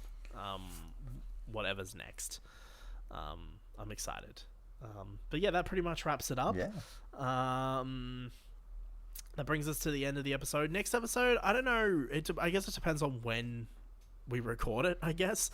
But E3 is coming around the corner, so maybe we might just do like a E3 wrap up. We won't be talking about anything that Ubisoft announces, so, you know, even if they show off, like, I'm not even gonna fucking watch the conference, to be honest with you. But yeah, we're not going to be really talking about that, but there's a lot of like Bethesda and Microsoft are doing a joint conference. Who else is at E3? We've got Bandai Namco. We got with probably Elden Ring for Dark Souls. I know that's more a me thing, but Capcom will surely be there. Yeah. I think Devolver Digital said they're not doing anything this year. That's a shame. I normally enjoy this. I think they said. Yeah, I think they said they weren't doing anything. I'm not sure. But then like Sony's not going to be there. Sony's I'm assuming EA is going to do their own thing at the same time. Because none of them are doing like actual conferences. Like it's all online this year. So I'm assuming EA is probably going to do something as well. They're not around the same time. Yeah, they're doing it around the same time. So far, Nintendo, Microsoft, Capcom, Ubisoft, Take-Two, Warner Brothers, Koch Media, Square Enix, Sega, Gearbox. Oh my god, Bandai. I wonder if we're going to get a GTA tease this year. I want to, because I feel like the timeline would, since RDR2, I think the timeline would add up to a tease now. I feel like now would be the time to actually tease something. It's either that or they're going to push GTA 5 enhanced, knowing them. Yeah. Oh, I like it. Did you see the meme recently? It was what my parents grew up with, and it just had GTA 5. What I grew up with, GTA 5. I was like, oh, that's fucking funny. So yeah, we'll see you all probably at E3 time, or it's like around then. We'll talk about some stuff. We'll see what comes out of it. Hopefully something interesting happens. I don't know. Like I find myself less and less interested with like new stuff in the games space at the moment, because like I'm just not gonna have a PS5 anytime soon, and I don't really want to play all the modern games. I get very excited about the new stuff, and then I never buy it. Yeah, like, I mean, I'm very, like, I don't know, like, I'm kind of at the point, like, because I'm playing Resident Evil, right? I'm, like, playing Resident Evil, and I've got my emulators working. You know, I've got a list of games that I want to play already, and I'm, like, I'm fine, even if I don't have a next-gen console to play the new games. You know, if there's one I really want to play, I can just buy it on PC. That's fine. But I don't know. I just find, because of that reason, I'm just less interested. Like, I know we're getting, actually in a couple of days, actually, at the time of recording this, we're actually going to be getting, tomorrow, actually, we're going to be getting some Horizon Forbidden West gameplay. I think it's tomorrow. It's today. It's one of the 2 days, but we're going to be getting some... It's going to be really early morning tomorrow or later today. Yeah, we're going to get some Horizon Forbidden West, which is exciting. Like, that's a genuine game I'm looking forward to. It's just I know I'm not going to be able to play it, so... but I'm excited for that. I don't know, I'm just... do you know what I did just download, actually? It just finished downloading not long ago, actually, is I've downloaded the new Dodgeball game from EA. Knockout City? Yeah, I downloaded that. Tell me so I'm how it gonna goes. give that a bit of a go. We'll talk about it in the next catch-up segment. But yeah, that brings us to the end of the episode. So, as always, if you guys did enjoy it, then like I said at the start up top, make sure you just leave a positive rating, leave a like, subscribe to the channel. I do other content besides podcasts, which you can see from time to time when I make it. So check that out. And of course, if you are listening to this on YouTube, unlike our Star Wars Day episode, you're actually getting this episode a bit late. So by the time this actually goes up on YouTube, the probably whole Ubisoft accountable thing probably will have died down. Hopefully not, but keeping the conversation going. Yeah, exactly. We're keeping the conversation going. It's going to be us. But yeah, so you're listening to this a bit late. All podcasts are released early over on podcast platforms. So go over and head over there to listen to those. And yeah, we'll probably do like E3 or something next. I know we said we'll do the Edgar Wright thing, and that's coming up as well. It's just kind of trying to find a place to put that. I don't know if we'll actually do Black Widow or not. Because Black Widow comes out next month, I'm pretty sure. Yeah, Is it July now?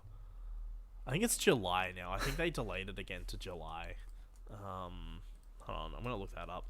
I don't know. I probably wouldn't want to do a whole episode on it, to be honest. I'll probably just talk about it in the catch-up segment.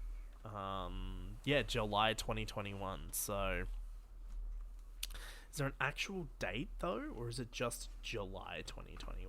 That's worrying. I don't know.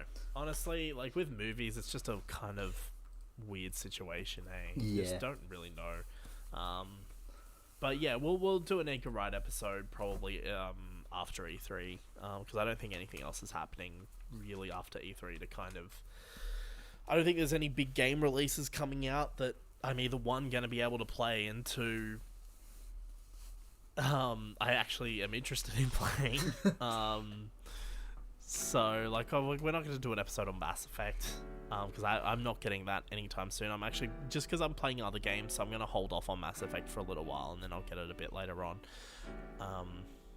Yeah, I don't know. I don't know what's coming up. We'll have to maybe look into it, Lewin. We'll have to maybe look into some things coming out over the next few months and maybe plan a few episodes. But, yeah, brings us to the end. So, take us out.